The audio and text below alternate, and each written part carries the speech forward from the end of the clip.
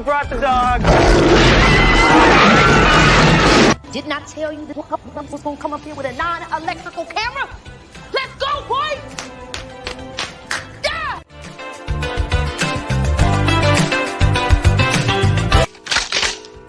This is it. Don't get scared now.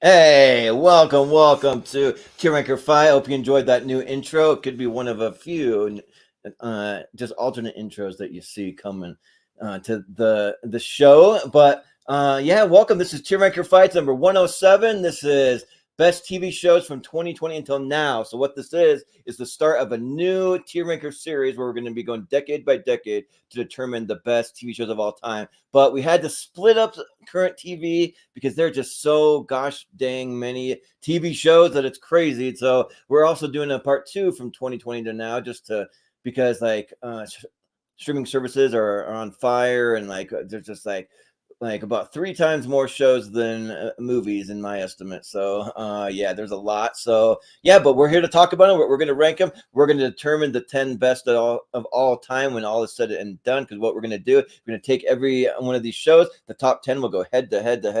So there'll be more new ones, but that makes sense because there's more shows releasing at this time. But yeah, so it should be fun. I'm excited for this. We got some people here that are some big TV heads that have seen a lot of these shows, probably way more than me. But I am your host, Jordan, the TV hero Anderson, and yeah, let's go ahead and get this thing started. So we'll start off with Mr. Jordan Owens, JPO. What's up? Well, what's up, the other Jordan? Happy to be here talking some TV today for once here. So yeah, it's interesting to see what people say and see if hopefully a few of us have seen some of the same things. Yeah, right. And also for anyone that's curious, my usual co-host Austin hasn't seen a lot of current TV. He's only seen like older TV. So we'll have him on for some of we get back to like the 2000s or 90s or something like that. He'll be on, but he's gonna sit this one out, and he's also out of town. So there's that. But we also have joining us. We have Michael the Wolfman Wyndham. What's up? What's going on, guys? Since House of the Dragon is going to be represented, and I have my Game of Thrones shirt. Love all the Game of Thrones House of Dragon stuff, and I'm very happy today to talk about what I believe right now is the golden age of television, because from 2010 to now, because from that era, we have not, it's just been quality after quality after quality, and more actors coming in there feeling so cinematic, the way TV feels now, watching Shogun and how that feels more cinematic than a lot of movies today. Yeah, I just feel like right now we're in the golden age of television, and I'm really happy to be here, honoring it and talking about it. So yeah, and for anyone who's tuning in, if you don't see one of your favorite TV shows, like a current one, I mean, it'll be on part 2. And first and foremost, the ones that are new will be on the part 2, just to give people some time to watch, like your Shogun and Fallout and X-Men 97 and all that stuff. So yeah, but yeah, we got a few more people here with us. We'll bring in Mr. Steve Mesa. What's up, Steve? I'm happy to be here with everybody else on this call, including one half of the current reigning colossus of why we love horror trivia. One half, my other half, my other skeet guy. There you go. Skeet Ulrich. Yes, sir. Yeah. But I'm happy to talk about television. I hardly have any platforms to talk about television, and I appreciate this type of platform to be able to do that. And I've been catching up on a lot. So let's see what ranks with what. Yeah. I know this year I wanted to bring in a lot more TV stuff, and so we'll be doing even more going into this year and then next year. Maybe next year we'll be doing some like in-depth reviews on some shows and that kind of thing. So we're not quite doing that yet, but we're slowly working our way to the more TV stuff. So yeah, but last but certainly not least, we have Mr. Chris Diaz. How's it going, Chris? Hello. Doing good. Here to talk about probably one of the best decade ever for TV right now. Ongoing, but they're turning out to be a pretty great decade. Yeah. And we might be having Malcolm. He's writing something in our private chat now. He might be able to come in. He might be busy with having to get ready for work. I'm not sure, but we'll see. TBD on Malcolm. But yeah, we'll go ahead and we'll jump into this thing. So how it works is if you've never seen a tier ranker before, you'll have different tiers. So it'll be S for superior, so that's above A, and then you go A, B, C, D, and F, and so you'll have all those tiers to rank the show. We just go around, everyone takes a turn to nominate. We just go up the ladder, and then we all, based on our average of our votes, we determine where that's going to land, and then at the end there'll be a little Hail Mary round where we're going to kind of rank the top 10 and actually figure out what belongs in the top 10. So yeah, and I had my have open so you're like a little muffly. Something's Yeah, you underwater all of a sudden. Remember, oh, okay. Is that better? Yeah, that's a lot better. Perfect. Okay, I'll make sure. Yeah, I'm talking into the mic actually. But yeah, so this is the tier here. Let me give it a quick little adjustment on my end to make sure I can see it all and it's zoomed in. All right, cool. All right, so these are your tiers, and then you can see how many shows are just like tons and tons and tons. It just goes forever. But what we're gonna do is we're not gonna rank them all. We're gonna be here for roughly 2 hours, and then once we hit the about the 2 hour mark, we'll just call it good, and we'll do a little Hail Mary run. We can shout out some last minute ones you think and just go through them quickly, and we'll just come to a conclusion on the top 10. So yeah, that'll do it. And also, we don't have a haven't seen tier. I got rid of that one because what we're gonna do is there's probably a fair amount of TV people haven't seen. I just feel like that might be a thing. So if you, for instance, say that you rank a show, I'll use Abbott Elementary. That's just since it's sitting here. If you rank that for S tier and you're the only one that's seen it, then it'll stay in S tier with only one vote. So it won't have as many votes, but it'll still be in the S tier. So there's no requirement to be in any tier. We just go with the only requirement is the average of the votes. And if that's the only vote, that's the only average. But then if you get other shows that are like 2 S's, 3 S's, those will obviously rank higher kind of thing. So yeah, but that makes sense. Everyone got it and good to go.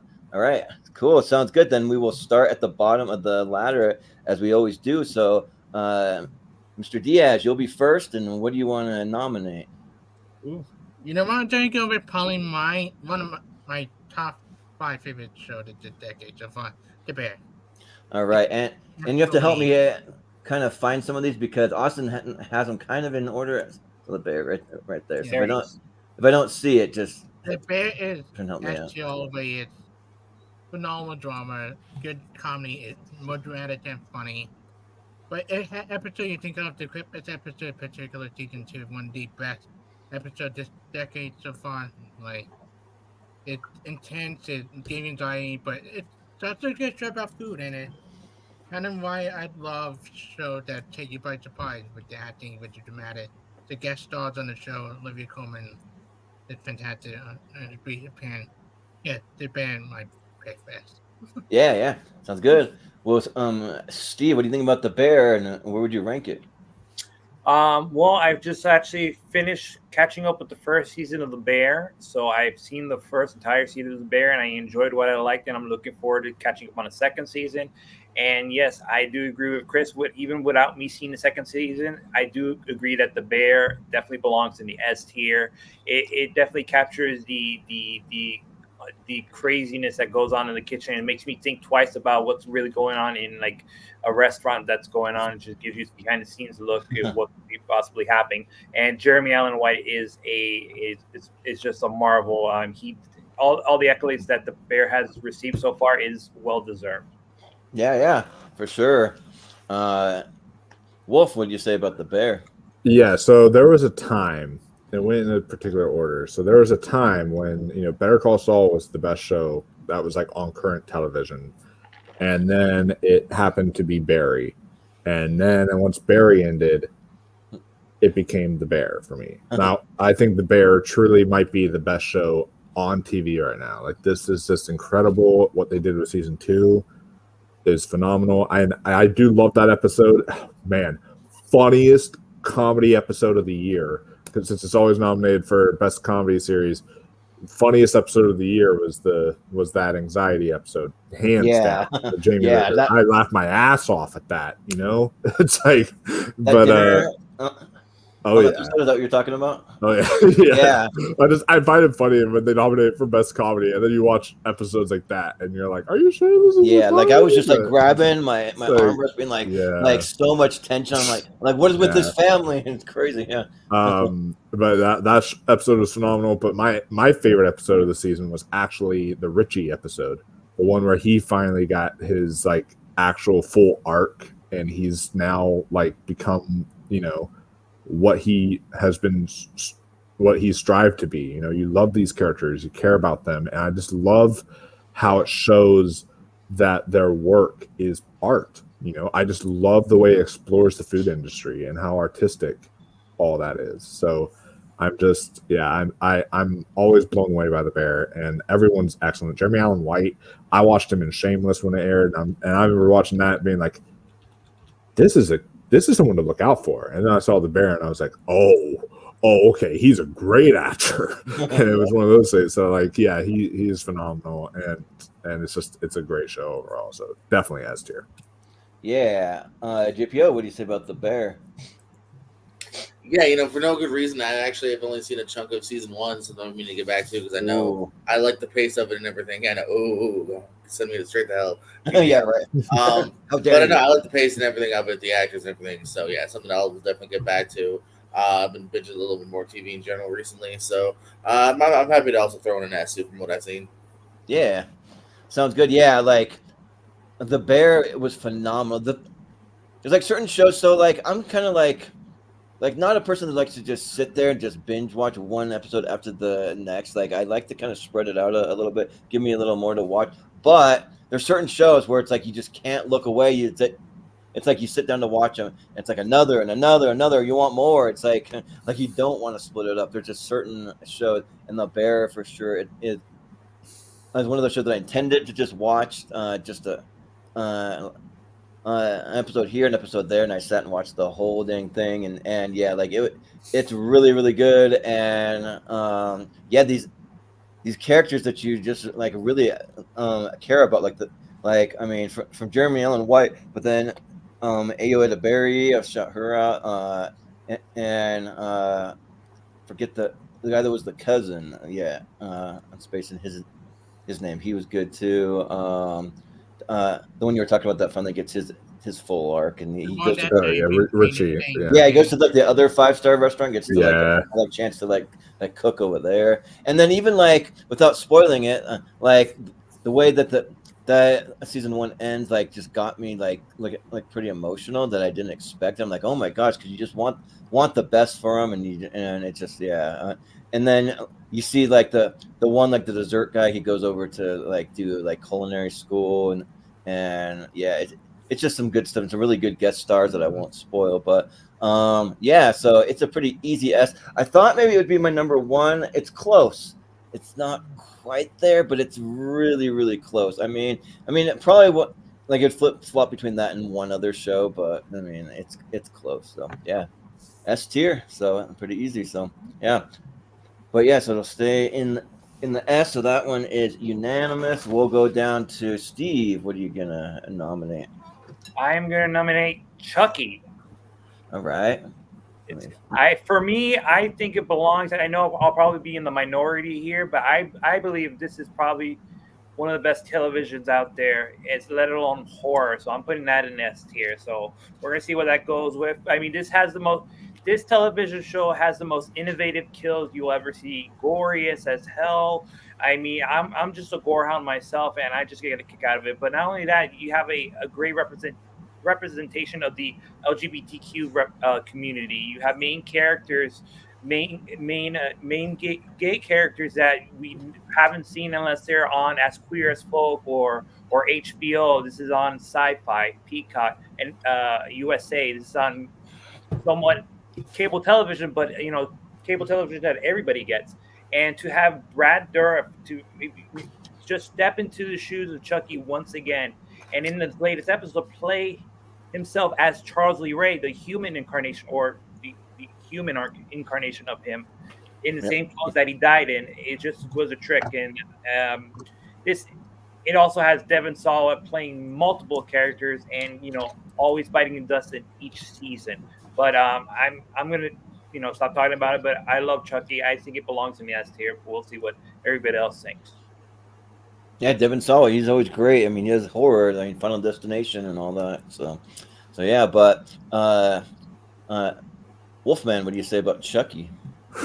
Let me tell you what. Okay, as somebody in the LGBTQ community, that Devon Sawa, whoo, man, is he a nice celebrity crush of mine? Just saying, he's the number one reason I watch the Chucky show.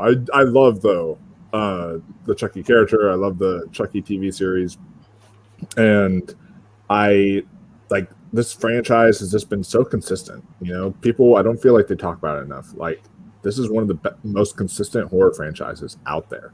When you look at the quality of the movies, you're like, I love the first Child's Play. I love Child's Play 2. I really like Curse of Chucky. I have a lot of fun with Bride of Chucky. All these other films, and then you get the Chucky series, and it's just as good, if not better than them. I think it's really phenomenal. Now, I have not seen the newest season. I've seen the first 2, but I have not seen season 3 yet. I've heard some wild stuff that happens in season 3, and I'm very intrigued because of it. This definitely goes to places that TV doesn't really go. I was shocked when they killed. I'm not going to spoil too much, but they killed little kids in this show, and I'm kind of shocked by even that. And I'm like, whoa, what? And all that stuff. So there are certain things where they go certain places I don't expect television to go, and I applaud it for that. I will say, I don't know if I would say S tier per se. Now, if it was something like Ash vs. Evil Dead, I'd be like, oh, S tier all day. That show is my favorite horror show of all time. I adore that show. But when it comes to something like this, I would maybe say a very high A tier, if that makes sense. I think it fits on the A tier category, but I wouldn't quite say S. But it's still a great show, and I plan on catching up soon. Who knows? Maybe once I see season 3, I'll be like, oh, I'll text you and be like, never mind, that is S. Yeah, right. Yeah. Well, sounds good. JPO, what do you say? I do enjoy the show. It's I am pretty much caught up. I haven't seen the last one with Doric more in the flesh or flesh quote, but I've seen everything else except the last episode. So I do enjoy the show. I've kept up with it. I don't think it's an S tier though. I'm sorry. I'm very hesitant to give it that high of a praise because I do find it to be a bit repetitive here. It is very much of these kids that I really like. I like the main kids, but they catch him and then he gets away, and then it's become a little bit long in the tooth now in season 3 to a degree. Even though yes, the kills are fun, and I am invested somewhat, so I do like the show, but I'm not quite high as an S. I'll say low A. Okay. Yeah, and also, if you're not going to show up for Austin, you can show up for me. Thanks, Bethany. Appreciate it. Yeah, always getting that love, Jordan. Yeah, right. But yeah, and then Malcolm, he had something go that actually ended up going really long on his channel. That actually kind of worked out, but didn't because he decided 40 minutes wasn't enough. So yeah, fuck you, Malcolm. yeah, 40 minutes wasn't enough. So he's just giving some thoughts in the chat. That's fine, but your vote won't count in the chat. Sorry, Malcolm. Suck it. But we're going to vote out all your favorite shows now on purpose. There you go. We're going to take the best here. Which I don't know what your favorite shows are. Yeah. But for me, I'll keep mine short and sweet. I haven't seen Chucky yet. I need to go see it. It's just one I haven't gotten to yet. So I'll abstain because I haven't seen any. But Chris, what do you say about Chucky? So I really have been looking at what to watch. I've seen the first episode, like the first episode a lot. I just haven't gone back to watching it. I put it in from the first episode. I put it in A tier. Like this, it's just not top level for me. Just from the first one I watched. Fair enough. Okay, I will say that even if you've seen one episode, I'll still count your vote. Now, if you've seen a half an episode, no, I won't count it. But I a full watched one, the sure. preview. Yeah, right. Yeah. I watched So- half the I watched the trailer. I watched 5 minutes. But for right now, Chucky's kind of going to go in an A because it's 3 A's and an S, so that's kind of where it's going to lie. So yeah. But we will go to Wolfman. What do you want to nominate? Oh my gosh, I am so happy nobody talked about this show because I want to talk about this. Right. So I don't know if this is overpraising it. I'm going to talk about, yes, after one season. I'm aware whenever the show comes back in November, if season 2 is not on par, if it's not as good quality, I will retract the statement. But I'm about to talk about what is the greatest animated show of all time, in my opinion, right now. And that is Arcane. I adore this show. Yeah. This thing it's like the Spider-Verse animation style that they do with this, the way the characters are, every single character, even the supporting characters, the smaller characters that in a lot of TV shows are like, oh, you don't matter. Every single supporting character here has an important story to them, and they all matter, and every single person is important. And just the animation is jaw-dropping. Maybe the best animation I've ever seen put to screen. It is gorgeous. And the way they implement the soundtrack and the music, like Imagine Dragons does like the main soundtrack for the show, but then they'll actually be playing characters in the show too, performing it at the same time. So it's like the way they implement that stuff is just so seamless and so well done. And Jinx, oh my gosh, that arc is just incredible what they do there. And I have not had a TV show in a while that I've seen where it ends, and it ends on such a cliffhanger. I get up out of my chair, literally. I'm like, oh, no! No! I'm like screaming at my TV, like, so mad that I've done that on a couple shows. Yeah, I was like, I couldn't believe that they ended there, and it came out in 2021. It was my favorite show of 2021. And then it made me wait until finally we're getting the second season in November this year. And I'm like, I can't believe you made me wait that long after putting me through that hell of that cliffhanger. So it's just like, it is absolutely incredible. Haley Steinfeld is in this as well as Spider-Verse, and she is excellent in the show. And yeah, it is truly masterful in every sense of the word. And so Arcane for sure is S tier. Yeah. JPO, what do you say about Arcane? Pass, never seen. Okay. Bro, what? You got to get on that. So, I don't want to disappoint you, Wolf. I did try to watch some of it for this. I'm just not like a League of Legends like person, and It doesn't even have a story. Like League of Legends doesn't have a story, so they're making up their own story. But even that though, like, so that even plays into it more because I don't really know that much about League of Legends. I've only played it a time or two, and then this, throw that away and just treat it like a regular story. It wasn't really for me. I was having a hard time connecting with the characters and getting in. The music's really cool, the visuals are really awesome, but I'm sorry, like it's just not really for me. And I think partially, like animation's really hard for me to get into. There's a few out there, but it's tough. So. Sorry, I got to give it like a C. Sorry, it just wasn't for me. Damn, well, you're definitely a minority on that, buddy. Yeah, sorry. Yeah, you did like amazing praise, but yeah, yeah, but all right. But we'll see what everyone else says. Chris, what do you say? I started to watch this, and then I was like, I need to be in a better mood, and I put on Squid Game instead. I like the opening scene alone with the silence and the animation style. I think it's really. And that's cool. Where they're like running through the city and all that stuff. I like Yeah, that. normal, like. Sorry, I'll let you. But what I think of it, I don't love the dialogue so far. I think a little bit cliche, but maybe once I just sit down and watch the whole thing, dialogue does get a little bit better. Like, Malcolm said he doesn't care enough about it to give it a shot. I give it a B on my rating just for the opening. Bro, I played League of Legends once in my entire life. And then I was like, this game is boring as hell. And then I watched the show, and I was like, okay, this is because everyone What was a talking about it. shocker! And I was don't think blown what away. Malcolm just said made sense. Like, yeah, you don't have to like the game. Just No, you don't. Yeah, like a good No. story and animation. yeah, So the opening, exactly. The opening alone it get beat because I did love the opening. I would give it more watch when it's done with Squidney. That's my list.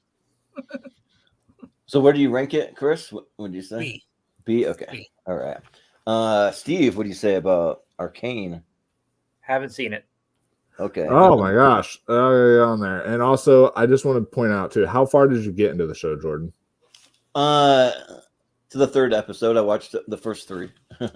Okay, then I am actually surprised because if you look at the IMDb list, like the first 2 episodes aren't like super well reviewed, but it's like the third episode has a 9.6 on IMDb. So like the third episode is where people are like, shit, this is good. Like that's where people are like actually starting to love it. Well, I It's from think the third episode on. So like that's where you really get to see how it shines from those 3. Like the third episode was getting a tad better, but so it may be one to I go back and visit down the road. I just like only saw 3 episodes. We got an S, an A, or no, an S, a B, and a C. So that's kind of all be nice and say A, but it might be like a low A kind of territory. So yeah, that's kind of where we're at. But JPO, you got one you want to nominate? Now I'll pass. Yeah, of course I got something more. Now let's go over to the T's. Let's get Ted Lasso on the board here. I love a good show about scumbags and pieces of shit, but I also love a show that just shows humanity and love and joy and being in a foreign place, all that and so much more. One of the best casts we've seen in numerous years. It's called Lost in the Shuffle. It's called Ted Lasso, but like half the cast ended up getting nominated. For awards. Brett Goldstein, who was originally just a writer, knew he was good for this role. He actually put himself on tape and said, hey, I think I could be good for this role. If you think I'm wrong, we'll never talk about it again. But they obviously thought he was right, and he got the role. Everyone else is great. The other assistant coaches, Juno Temple, the other main female. Just such good storytelling here. There's so much love in this story. There's so much humanity. It's extremely well done. It will really get you laughing. It will get your heart or flutter, and just again make you enjoy humanity on the bright spot. And we'll talk about the bad spots later, but I love a good just bright show as well. And this one really I think will stand the test of time here. Knew when to fold too. I think the last season started off a tiny bit rough, but it got great again, and the first 2 are fantastic. I love Ted Lasso. S. Yeah. Well, you know me. I love Ted Lasso. If you go on my Facebook, I was Ted Lasso for Halloween. I freaking dressed up as a character. Yeah. I got the mustache sitting in like a drawer over there. But yes, and Ted Lasso is awesome. I think that definitely deserves S tier. Now it may be slightly lower on my S tier because that third season didn't grab me as much as the first 2, but it's still good. I just wish Nathan like he just needs to come back and not be an asshole. I don't know, but if you know, you know. But I mean, I think overall though, like it's just so good. Great character. Like it deserved all the awards that it got. And speaking of Juno Temple, we're not going to talk about Fargo because it premiered before 2020, but man, that last season of Fargo, she was incredible in that, man. But I mean, she's great in this, and she's easy on the eyes, and and just to feel good too. It just gives you like a lot of heart. It's funny watching it with my family though, because like they watch it, but then it'll be full of heart, and then it like drops a couple of F-bombs or something, and like you can see them being like, oh, I didn't like that or whatever, but they'll still watch it. They're not just gonna shut it off because of that. But yeah, I'll say S tier though. Yeah, Ted Lasso. But Chris, what do you say about Ted Lasso? I didn't make shock people. I have not seen it. I've seen a lot of popular shows, but it's one show that I just never had time to watch because there's so much to watch on TV. Yeah, right. There's a lot. On my list, I love Nathan Tanaka. I love Hannah Manningham. I love a lot of people on this show. Yeah, but that's fair enough. But Steve, what do you say about Ted Lasso?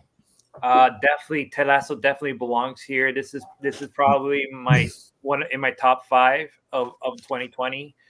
This got me through a lot of dark times, especially in the COVID year, because this came out around COVID. So when that started going on, it really it really kind of cheered me up a little bit with all the shit that's been surrounding us, especially around that time.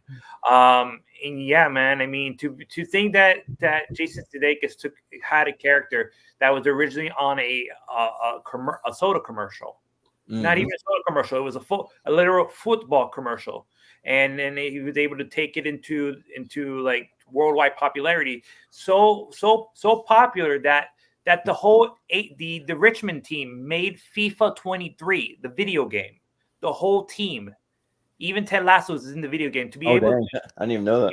to submerge himself to pop culture long enough to be able to be featured on a video game, and let alone the writing's brilliant, the performances are great.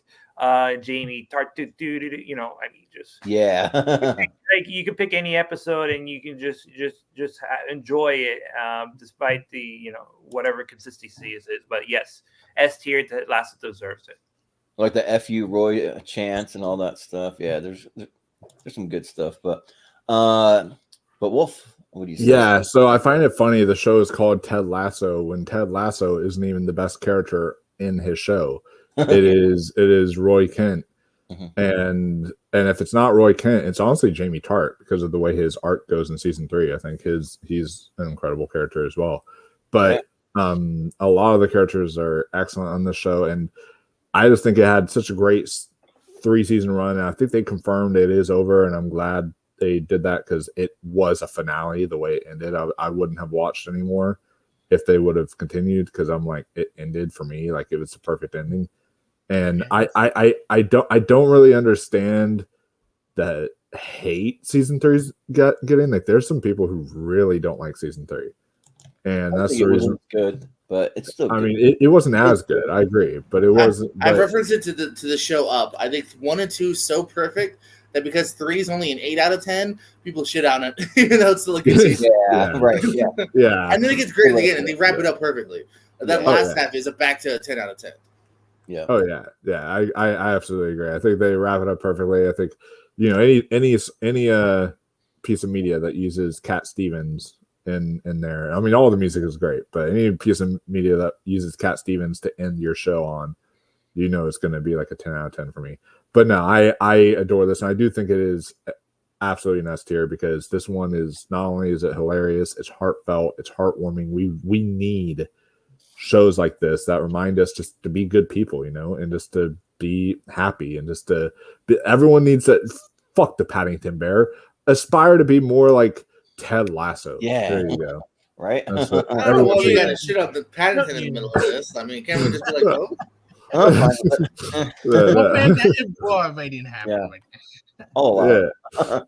But I will say though that Ted Lasso has one of my favorite episodes of TV. Period. There's a Beard episode with Coach Beard where he like goes in like a weird kind of night journey through all these clubs and all these like weird alleyways through like London. Shows you how good the cast is. Like, see, it's interesting because that was one of the like lowest rated episodes. Yeah, which is weird. I actually found it really interesting. It reminds me a lot of like that episode, The Fly on Breaking Bad, where like a lot of people hated on that episode, but I actually found it was like. I think people really just sometimes askew when it's like, well, this is not the story I signed up for. Yeah, this is different. Sidestep, Atlanta did it a lot with Donald Glover. Like there'd be several episodes where it's like, this has nothing to do with the characters I signed up for, but it's still a good show. Malcolm says, make sure you get consent before you have Paddington Wolf. I've already asked him. You just buy that bear some marmalade sandwiches, and he's like, "Get on in here." Yeah, right. Get in here. Yeah, but it'll be my turn to nominate something, and I'm gonna go with the one that I have rated number 1 on my list. I'm just going high tonight, and we'll see what happens on other TV episodes. But I'm gonna go with White Lotus because I freaking love me some White Lotus. It's so good. So yeah, this show was a show that I was pretty late to. So I gotta binge. It's another one that I kind of binged almost in like just a couple of sittings. It's got 2 seasons, and they're planning on a 3rd one. And and like it just gets better and better and better. Like I didn't really know what to really think, but it started getting even like some awards buzz. So I'm like, I better check this out. And yeah, like the cast, like it's just phenomenal. I mean, even the ones that you don't know, like as well, like the first season they have the main guy who's like the manager of the hotel. I've never seen anything like Murray Bartlett or something, and like he was really good, especially Jennifer Coolidge. She gets annoying, but like in the best way though. Like she's supposed to be in times, but then like she's the one that carries on from season 1 to season 2, and like she's just so good, given like one of the like career best performances, I would say. And then like even Sydney Sweeney and her friend, like they're just like playing like complete like a-hole kind of like stuck up like girls that just want to go out there and read books and look hot by the pool, but like you care like about just people just on a vacation in a lot of ways, not really doing a whole lot. They're going to breakfast, they're swimming, they're going out on a boat on the ocean, just that stuff. You got Alexandria Daddario, who I met at a convention. She was awesome. And then like Steve Zahn and Connie Britton, they're great. But then season 2, you get some amazing characters. Also, you get Michael and Imperioli, you get F. Murray Abrams, you get it like I forget the lady who plays the manager there, because the second season is in Italy, and like she's really great too. There's just Aubrey Plaza. What did Murray Abrams ever do to you? You didn't do anything to me. Like I love them. They're all great. Why F him? Oh, F him. I see. Yeah. No. He's saying F him like he wants to F him. He's an older guy. Probably knows a trick or two. Sure, yeah. But yeah, I'm gonna say ST.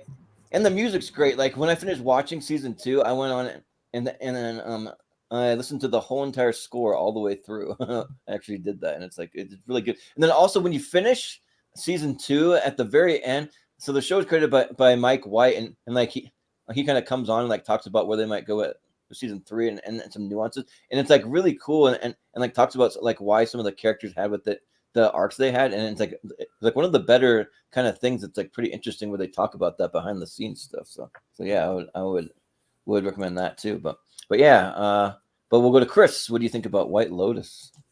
So every time I asked my mom if this show was worth it, she'd tell me no. Really? Because of my You asked her more than once?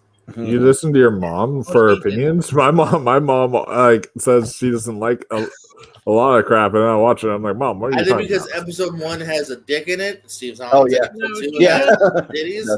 Because it's more my mom type of show, so very when it comes to some HBO show, like what to watch, what not to watch, and it's just like it. Definitely a day give it a watch because everybody tell me it's good. I like the cast. I like Audrey Plaza, like F. Murray Abraham. Like it's just not my type of show initially, so I pass. You don't like a well-written character piece? Yeah. Okay, cool. Like, come on, yeah.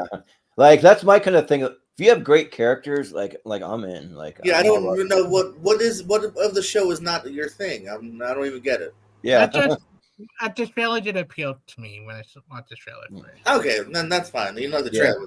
Same type of show is not your thing. Yeah. But Steve, what do you say about White Lotus? Haven't seen it. Okay. No worries then.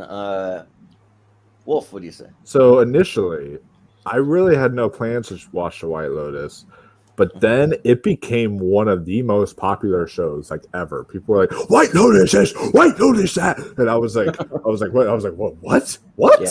What?" And I was like, "Okay, I guess I'll watch it," or something like that. And then and I had no plans to watch it. And the only other reason I decided to watch it was because of the freaking Emmys here. And this, I will admit, this kind of pissed me off. Where like in the limited series category, they were like, "Dope Sick, The White Lotus, Dope Sick, The White Lotus, Dope Sick, The White Lotus." Like they would nominate just Dope Sick and The White Lotus, and like every actor or something, they're like, "So and so for Dope Sick, so and so for the White Lotus, so and so for the White Lotus, so and so for Dope Stick, so and so for the White Lotus. I was like, oh my gosh, Get it, dude. It was like so annoying. I was like, geez, okay, but same thing for Ted Lasso the year it got all its awards. Yeah, and so that's why I think rightfully fucking so. That's why I think now that Succession it's over, I think White Lotus is going to become the next Succession as far as like every time it's available for the Emmys, I think it's going to be like this is clean sweeping. I think that's what the White Lotus is going to start becoming just because of how big it is and how popular it is. The Bear, how well written it is. Well, the Bear is comedy. That's why I'm saying the White Lotus, because that's nominated in the drama category. Yeah. But that's why I made the Succession comparison. But I think it's phenomenal. I think it's excellent. And I think the returning characters that should come back in season 3 is Haley Richardson and like the boyfriend. that'd be cool. I would love to see them both come back for season 3. They should have like 1 or 2 returning every season. I think that'd be cool. I think so too. That'd be really neat. Would keep it consistent to be like an actual drama series rather than just an anthology series, because then you'd have like someone else come back from another episode. That would be pretty cool. So for another season. But yeah, I love season 1, the intrigue, the mystery behind it, and then season 2 was even crazier and wilder. And I loved Michael Imperioli coming back, because The Sopranos is my number 1 show of all time, and so like I loved seeing Michael Imperioli coming back and all that stuff. So that was great. So, but yeah, White Lotus is excellent, and I would say so far it does deserve S tier from what I've seen of it. Yeah, and season 2 even makes you like care about 2 prostitute girls that are like scamming everyone. Oh, bro, they were such good characters. Yeah, they're like really good characters. One of them could sing, and the other one's kind of gotten like just been through a hard time, and yeah, it's crazy. But JPO, what do you say? So I did sleep on the show for a minute. It's just so many shows come out, you know what I mean? So I wasn't even sure what the show was about originally. You see all these, apples falling from trees, strangers tells lies. Like, I just wasn't sure if it was a drama, if it was a comedy. But yeah, then it started sweeping up in awards. And because of this show, I checked out a handful of them. So actually, this was one of the shows I prepared for. I figured it might get brought up, and luckily it did pay off. Kind of studying, if you will, here. So yeah, no, I dig what I've seen so far here. Good opening with Jake Lacey saying I'm kind of maybe what's going to happen with somebody. I'm actually not even sure who it is yet. But yeah, everyone else is good. Jennifer Coolidge getting some award love, and I look forward to season 2, because you just mentioned all the other names that we haven't even seen yet. So I'm gonna say A from what I've seen. Yeah. Okay. A. So, yeah, I'm saying S because of season 2, because I thought season 2 was like even better. But I really loved the show a lot. But I wonder. It bothers me too who Steve Zahn's kid was. It's the kid from the Fear Street trilogy. That was him. Okay, I recognize. Like, why do I know you? There's some.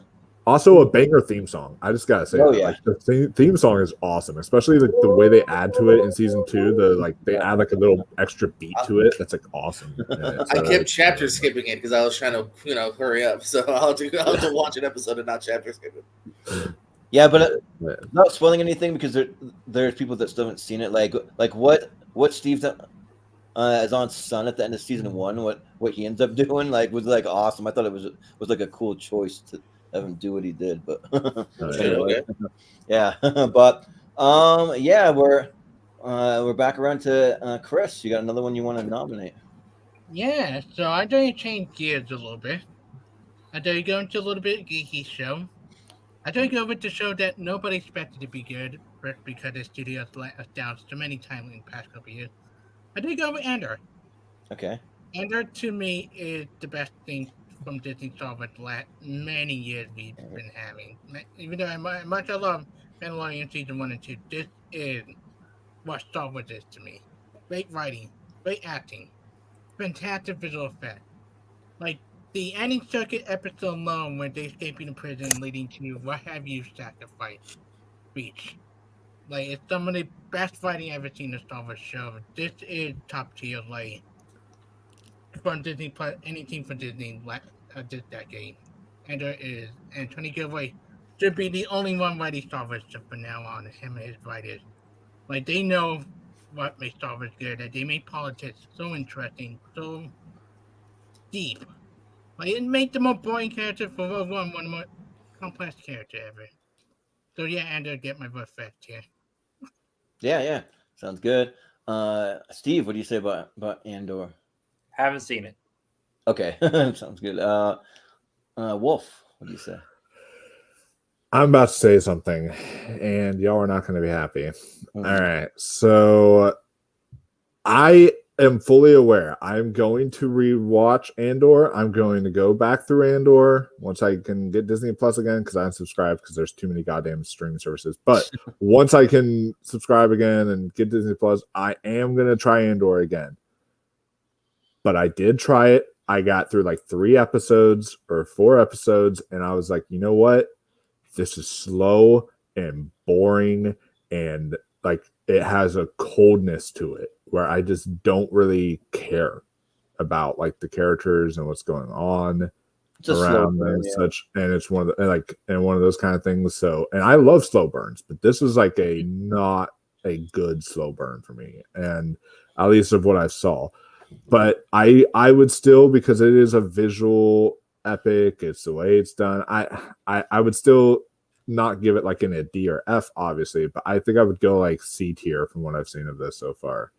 I would say when you get to the heist episode, that when the show heist. Yeah, that's one of the best episodes. But JPO, what do you say about Andor? Never saw it. I was Star Wars out by the time we got to it. Okay, that's fair. Well, I've seen it. I've seen all of it, and I thought that it was good. There's certain episodes that I love, and then especially with like the prison stuff, like it gets a little slow, but then it gets awesome by the end of it. And there's a really cool a guest star for a couple episodes. I won't spoil it, but that's like oh, that person's in it. Cool, that's awesome.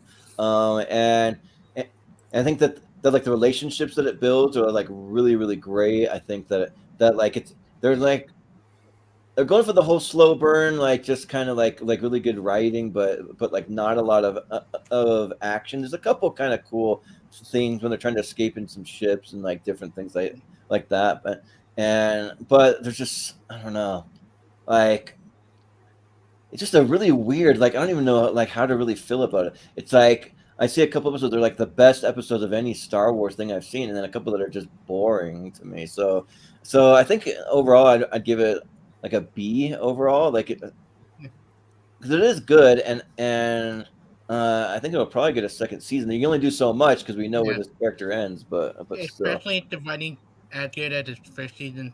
My God, that speech Stanley Johnson gave about sacrifice is one of the best speeches in television. Yeah, so I mean, we got an A, a B, and a C. So I mean, I'll probably say probably in a, or no, sorry, an S, a B, and a C. I should say. So I kind of feel like that's like B territory, like high B maybe. I don't know. So yeah. So yeah, we'll put it there. But Steve, what do you say? What do you want to nominate?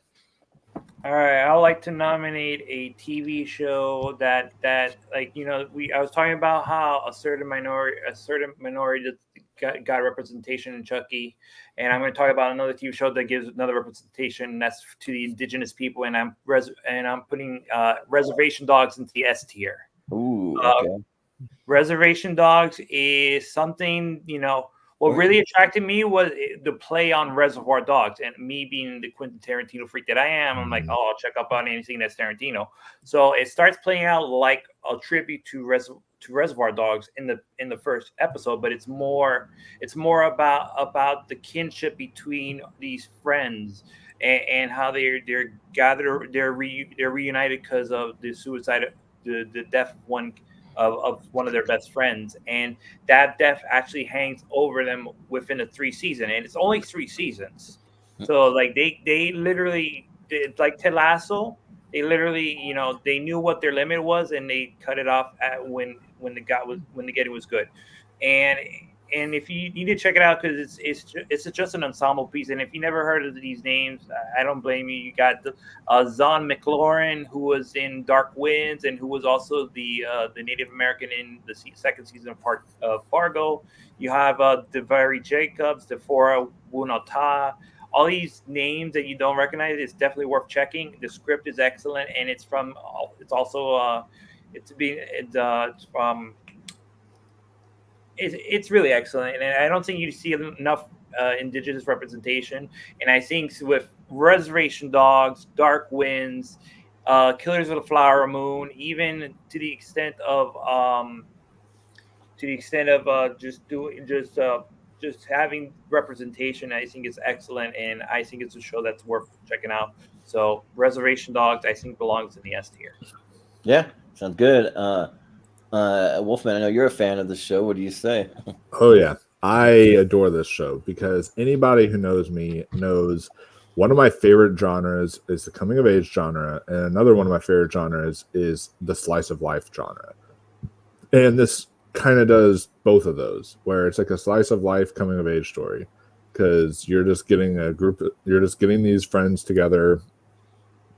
They're just trying to move past what happened to another friend of theirs that was in their gang, and they're just trying to move forward with their life, and just trying to go to California together, and just the whole journey with all the characters, the arcs that they all go through. Just it's very beautiful and just such a tender show while also being really hilarious. And I gotta say, he is a great filmmaker, but when it comes to his TV stuff, I think Taika Waititi is even better at TV. Because if you look at What We Do in the Shadows, that is better than the movie. I will say that. Like, the show is even better than the movie. It's so great. And then when you look at stuff like Our Flag Means Death, that's excellent. And then whenever you look at something like Reservation Dogs, another excellent show from Taika Waititi. Like, he just kills it when it comes to TV series. And so, yeah, I would absolutely say this is S tier. This was in like my top 3 of these shows that we're going to talk about today. So I'm glad someone mentioned it. So, yeah, it had a perfect 3-season run. It made me cry. It made me laugh. It made me feel every emotion. The fact that one of my favorite episodes of all of TV is just simply an episode where one of the characters is getting their driver's license.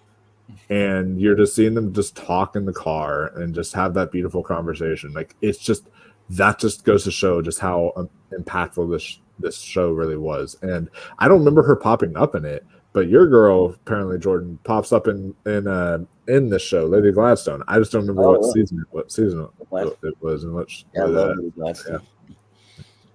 Nice, sounds good. JPO, what do you say about Reservation Dogs? With everything everyone has said so far, well written, fun, unique look into this world. I think it's a really well done show. I'm gonna go with an S actually. Yeah, sounds good. So for me, I've seen 3 episodes. That's all I've seen. So I haven't seen a lot.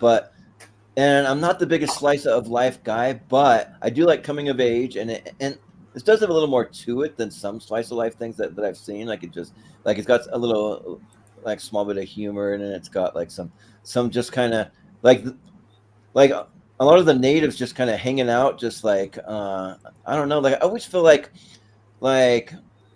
they always have this kind of look on them, like, don't mess with me, like, especially for outsiders if they're white or something. Like, you guys took all our land or whatever. Kind of like it might be just me thinking that on the inside. Maybe they're not thinking that really, but I kind of get that vibe sometimes, which is fine. Like, yeah, we came in here, we took their land, so yeah, they have a right to be like that. So, but I think that that's a fun show. I've only got 3 episodes in, and I wasn't loving it as much as I wanted to, but I still really liked it. So I'll say A for me. And I won't go too low on it. So still got 3 S's and an A, so it'll stay up there in the S tier. So yeah, we'll leave it up there. But I haven't seen let Chris speak. Resi Dogs. Well, yeah. So Sorry, this Chris. is a show that I cared about just slipped by me. I love Taika Waititi. I will give it a watch. I love what he did with What We Do in the Shadows TV show. Just like, there's so many shows that I love that just don't. It's one of the smaller shows that just passed by me. Yeah, for some reason I had to kind of dig around for this show to actually find it, but I did find it. It wasn't one that was just advertised right at the I remember following it from the beginning because I also know Tarantino diehard, and I heard I thought it first said Reservoir Dogs. I was like, wait, Reservoir Dogs show, and then I looked at it. And I was like into it, so I watched it from like the first episode when it aired. Nice. And continued on. Yeah, do that, Tarantino. Do a Reservoir Dogs show. That'd be awesome. Yeah. But yeah, we'll go to Wolf. You got one there. All right. So I'm trying to look at what to really go with here. You know what? Because just to segue perfectly, talking about good representation for certain people, we'll go back to talking about great representation for the LGBTQ plus community.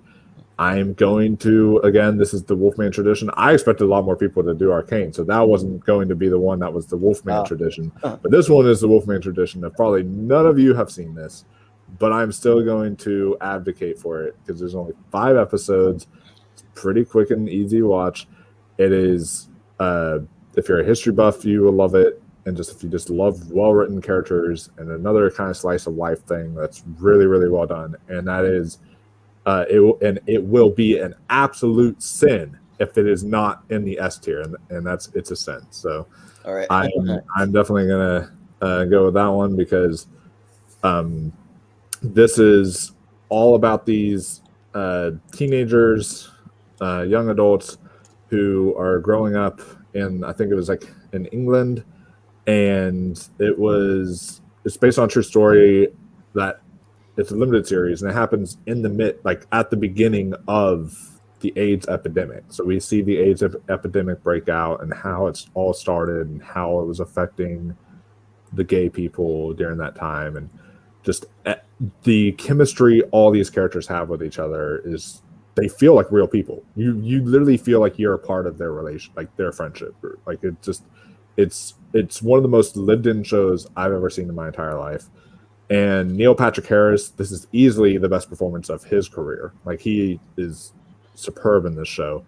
And just everything about this series is excellent. And I think that I watched this when I was a film independent voter, and they started doing TV for the first time. And they were like, so I was like brought onto the show because it was nominated in all these categories. And I was like, well, shit, okay, I guess I'll watch it on HBO, so let me check this out. And I watched it, and I got to vote for it, and I was like, it absolutely deserves it. Yeah, it was phenomenal. So Malcolm saying it. A show about AIDS is an easy watch. Oh, I don't know. I didn't say it was an easy watch. I said it was easy binge because it's 5 episodes. Like it's like the number of episodes makes it an easy watch. Is what I was saying. I was like the content matter. No, this show is sad. Like I bawled my eyes out in the finale, but it was but that's because you grow such an attachment to these characters, and it's just such a tender piece of this filmmaking here. It's actually and also just catching up on the comments. I've been doing moving around other stuff. Malcolm says Andrew thought it was good. He would have given it a C.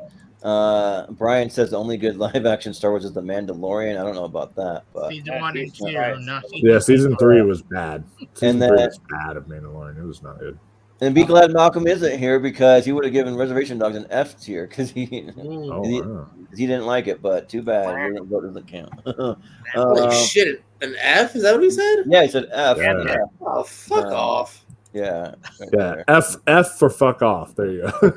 Yeah. That's extreme, man. I don't get it. I love you, Malcolm. I don't get you. Yeah, right. But JPO, have you seen It's a Sin? No, I have not. Okay. Yeah, I also haven't seen it either. But when you recommended it, I did watch the trailer, but I'm not gonna say that's enough to rank it. So no. But Chris, what do you say? I have not seen it, but you turned me on to it, so I might check out. I put it all on this list on my list to watch this on it. So. Yeah. Steve, have you seen It's a Sin? No, I have not. Okay, so you're all alone. I'm gonna leave it up there at the bottom of S tier because it's got one S, but I mean it may not hang on super long. We'll see, but yeah, we'll throw it over to JPO. What do you want to nominate next? You don't got to go too far. Literally top row, baby. Let's get beef on the board. Yes. I love to eat it and I love to talk about it. This is actually another one I think I slightly slept on because I only got to it maybe a month or two ago. But it's one that I ended up binging, which is not what I always do. I like to take a break. You know what I mean? Like I like Chucky a lot, but I don't think I could binge those episodes because it blends in. But Beef was one I was continually invested in, kind of where it was going here. You know, just two people and having a bad day who aren't the best of people either. Especially Stephen Yeun is not that great of a guy. But unlike Ted Lasso, this is where I say now it's fun to watch some shitty people do some stuff. And just continually grows here. The two leads are fantastic here. Even some guest stars. Shout out to my boy Andrew Santino popping up a little bit as well. And the brother, the cousin, a lot of fun stuff at play here. And really invested in it. So really good show. In the end, Stephen Yeun probably glad that Negan batted his head in because who knows, he might have still been doing Walking Dead. So. Yeah. So I've seen on the show. I actually watched it on a plane when I was flying to the Bahamas. I watched this and like a big chunk of that Monarch show. So I watched both of those, and like I was laughing pretty hard and like getting some looks on the plane. But but it's good though. Yeah, like Ali Wong is just like she's really good in this, and then of course Stephen Yeun, and then David Cho. Like they're all really really good, and just kind of seeing them just kind of like having to kind of struggle through life, but like one crazy like incident after the next, and then like them trying to build their own business and trying to like make all that work and everything, but like some of the ways that they get revenge and get back at each other are like pretty funny. So and it's really good. It's really well done. I was actually watching Bad Friends with Andrew Santino, and they're like talking about what if they did season 2 of Beef, but with another like nationality or like race, like what if they did season 2 with like Spanish people? They did it with like I don't know, like blacks. Or they did it with like some other like race that could be interesting. I'll bet they'll continue what they're doing, but still, but yeah, it's really good. So yeah, it's an easy S. I'll say S for Beef. Yeah. Chris, what do you say about Beef? They all do season 2 with maybe with Jake Gyllenhaal and Anne Hathaway. They'll be in season 2. Oh, nice. That's cool. But I love this show. This show I came on pretty quick right when it was popular, and I thought it was great. I thought intense. It a lot of anxiety-inducing show at the time. Also funny. Ali Wong and Stephen Yeun, two phenomenal performers. They both deserve the Emmy they got for this show. I don't know how season 2 would top it, but this is definitely one of the best shows in this decade so far. Yeah. You're saying S? S tier.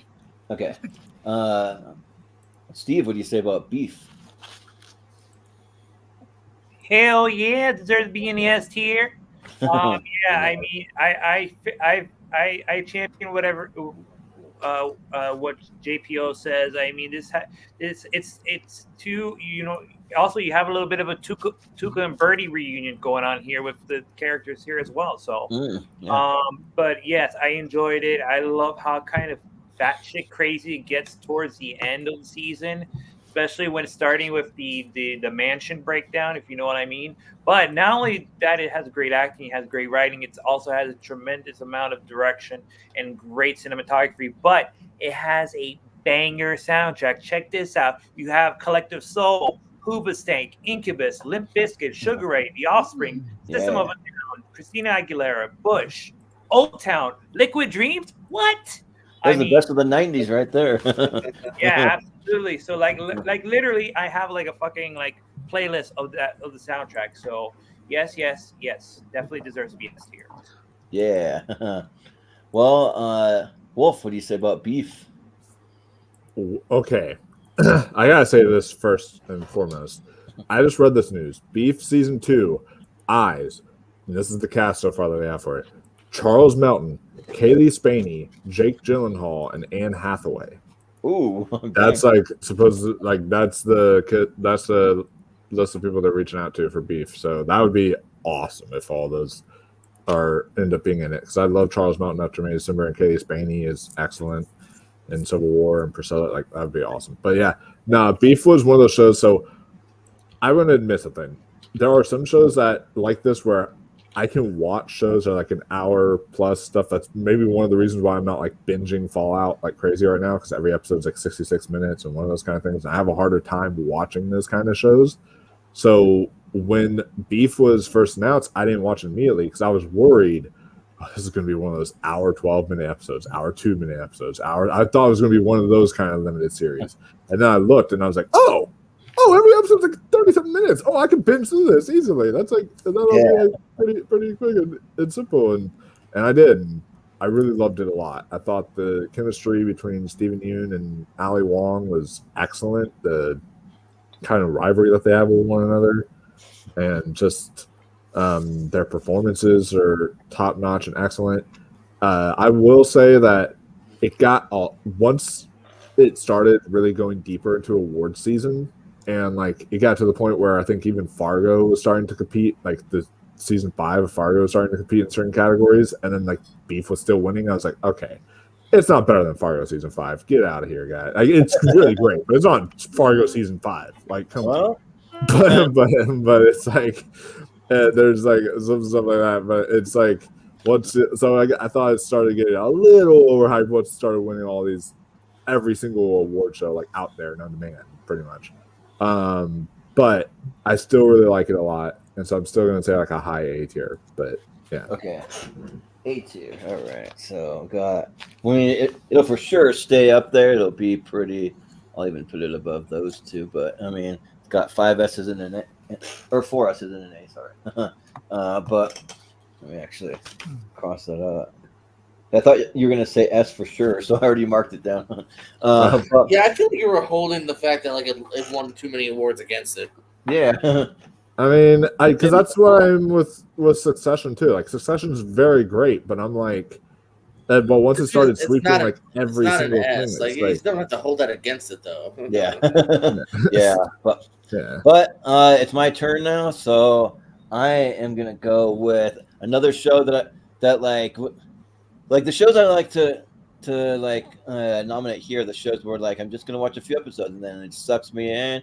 And I'm just like binging it without really like initially meaning to, but I'm gonna go with Severance here. So where's Severance? Here I'm with somebody put out. Yeah, because like this show is so good, and you talk about a mystery where they're just like creating like a mystery and like some intrigue, but then also just like some like pretty awesome tension, and yeah, like it's just these. For anyone who might not be familiar, that's tuning in. Just these guys in an office building, and you see this girl played by Britt Lower. She wakes, or she's like in this room in an office building, and they're like asking all these crazy questions, and like she has no idea like where she is or how she got there. And you find out that the employees have this process where they have like a chip in there, or like some procedure done where when they go into to work it, they flip a switch where like they just don't remember anything outside of work, but then when they go home they don't remember anything at work other than that's where they work, but they don't know what goes on there. But they do remember that they all had this procedure voluntarily though, so it kind of plays into it. But like just kind of see them like explore the building and explore what's going on, what's behind this company, the Lumen, and like there's just some really crazy things. It's one that I watched with my so I watched it. My brother watched it separate actually, but we're gonna try to watch season 2 together because like he keeps asking me like when are they gonna have Severance season 2? You know when that's coming back? Like when is it? Like he keeps asking me. I'm like I don't know. Maybe the end of this year, maybe early next year. I'm not sure. The strikes like kind of delayed a lot of this stuff, but yeah, like it's directed by Ben Stiller and created by him, and then like Adam Scott's great. Patricia Arquette kind of plays a good villain. John Turturro, Christopher Walken. I mean, there's some really good stuff. I like kind of like the relationship Christopher Walken kind of subtly has in this, and yeah, it's good stuff. So yeah, I'll say S tier for Severance. We'll go to Chris. What do you say? So I do empathize it. I think that's because I've been watching it with my family. I think half of this show. And then my family gave up on it, so I didn't go back to it. Gave up on it? Oh, They didn't like the twist and turn. I love the show. This actually is the active for me. for all the acting. I think it's funny, it's creepy, it's interesting, keep me guessing. Anybody do spoil the show on here? Do you mute this computer when you start talking about it? Because I do not want to know the twist at the end. I like it. I like it a lot. I think I can't wait for season 2. Give me a 30 even though I haven't finished it for season 2. Yeah. But sounds good. Steve, what do you say? All right, Severance is a very innovative show. It got brilliant minds behind it. It has a great cast. Ben Stiller's behind the camera. You have Adam Scott delivering a hell of a performance. Patricia Arquette, John Turturro. I mean, it's great ensemble. But there was a couple. I have watched the whole series, but there has been a couple of times where I've been, lost in terms of where this has been leading up to, or where this is going, and just some of the stuff are not too weird for me, but just I get lost in the moment. So I wouldn't rank it as S for myself, but I would rank it as an A. Okay, yeah, that's fair. Wolf, what do you say? So first off, yeah, I agree. Where is season 2? Because that after 2021 ended and I had that crazy cliffhanger with Arcane, I was like, all right, maybe I won't see. Maybe shows will be more kind to me in 2022. I'm ready for shows to be more kind to me. And then once season 1 of Severance happened and they ended in that cliffhanger, I was like, nope, they're not being more kind to me. All right, so because it was like it was another cliffhanger that I screamed at my TV after it ended, and I was like, "You're gonna make me wait! You're gonna make me wait!" I was like, so mad. And, I just put me full screen. I don't know how that happened, anyways. Can you still hear me? Because if you can still hear me.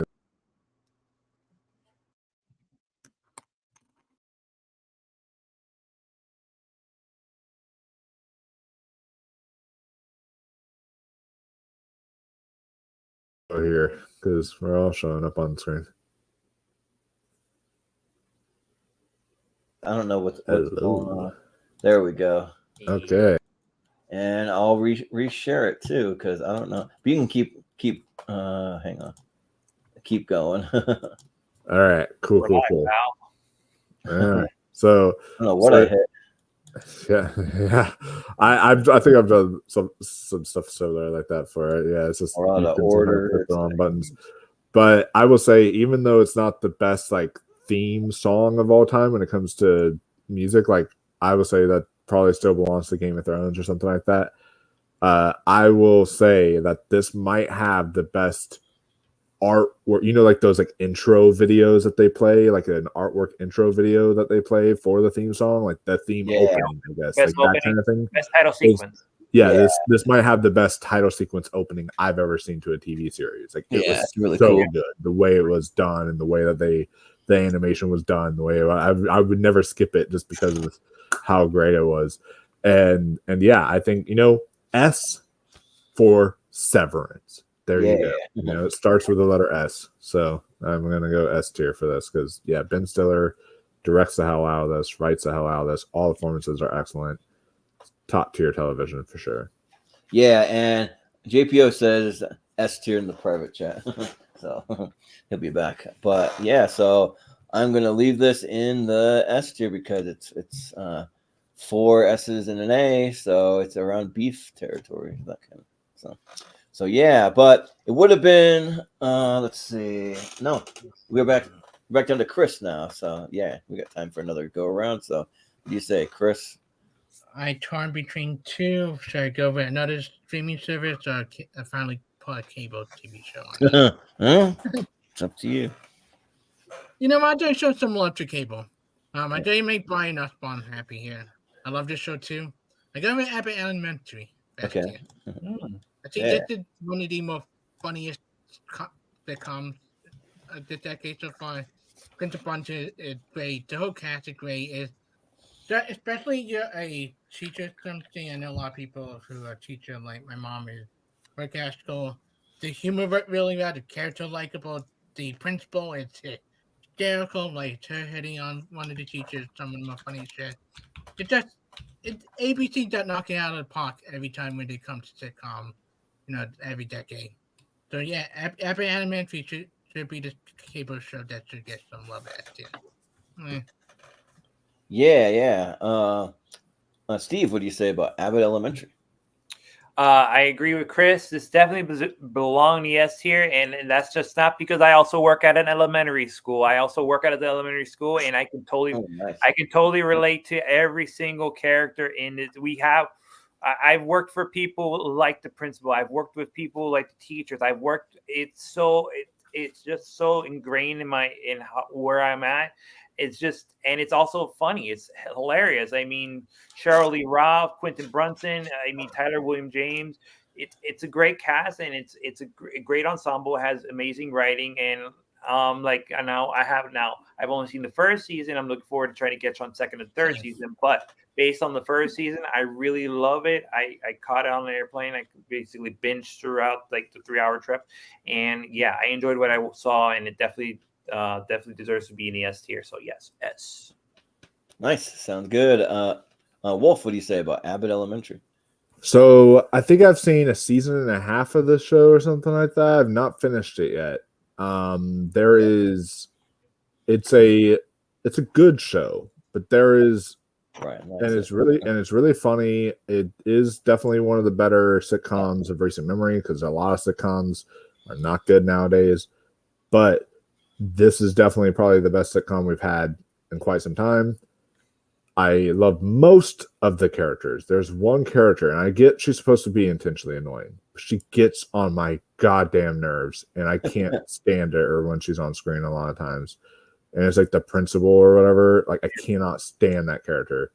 But like all the other characters, I seem to really like a lot. But because it does have that issue for me, I would probably give this like a high B. But I still really enjoy the show, and I think it's really funny and really enjoyable. So yeah. Well, JPO, you're just in time to talk about Abbott Elementary if you've seen it.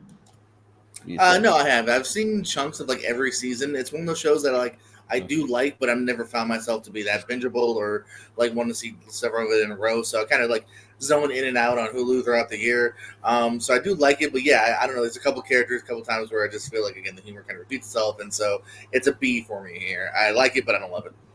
Yeah. Okay. B, and I have not seen it, so I'll have to abstain. I know Brian kept bugging me to watch it, but I was like, I have too much other stuff to watch. I just don't have time. And I even told him, like, right from the beginning, I won't have time to get to it. I just won't. So sorry. There's gonna be so many goddamn shows to catch up on for like part 2. I know it's gonna be nuts, but we'll have a month. So, but it'll be 3 S's and an A, so it'll still stay in the S, maybe even like above. Well, it's 2. Isn't it 2 S's and 2? Yeah, it's 2 S's because I had a B. Oh, you had a B. Sorry. Yeah. A high B, but still B. So with that, we're doing it like slightly a different. For now, I'm gonna put it at the bottom of S, and we'll just see. We'll see what happens. It does have a couple S votes. So. We don't have a lot of cable TV, so I had to choose from. Yeah. And also, I just want to shout out. It'll be on whenever we do the 2015 and up, but I also want to shout out Good Place because that's another network. Oh, yeah. Sitcom that was really good. Well, nobody's arguing you on that. Yeah. Fuck yeah, that's an S here. But I mean, after seeing the cast, even after not seeing it, like for some reason, this is just a weird observation. It's got Tyler James Williams. I always think of like everybody. Hey, it's Chris. I think of that, but then also like Orlando Jones, and then before I even saw this, I've always thought they could play father and son in something, and I wonder if they do because they have the same last name in this. I think, but yeah. So ABC does kill it when it kind of takes over at Black and Modern Family or this. Yeah. They got a good track record. Yeah, but anyways, we'll go to Steve. What do you want to nominate? Well, this is all for my Lady Gaga fans out there. I gotta put out, Poker Face. Poker. Yeah. Oh. It's not like, what? American Horror Story? Yeah, like huh? Poker Face. No, yeah, Poker Face is a great detective show. It's a show that has 10 episodes. It's the showrunner is Ryan Johnson, who brought you Knives Out and Glass Onion, Brick, and all nice. the mysteries. And it's basically, if I were to dumb it down a little bit, it's basically kind of like female Columbo. That's what I was gonna say. But the thing of it is Natasha Lyonne, she's I can't help it. But it's great writing. Each episode starts out with a crime, and it's basically how is this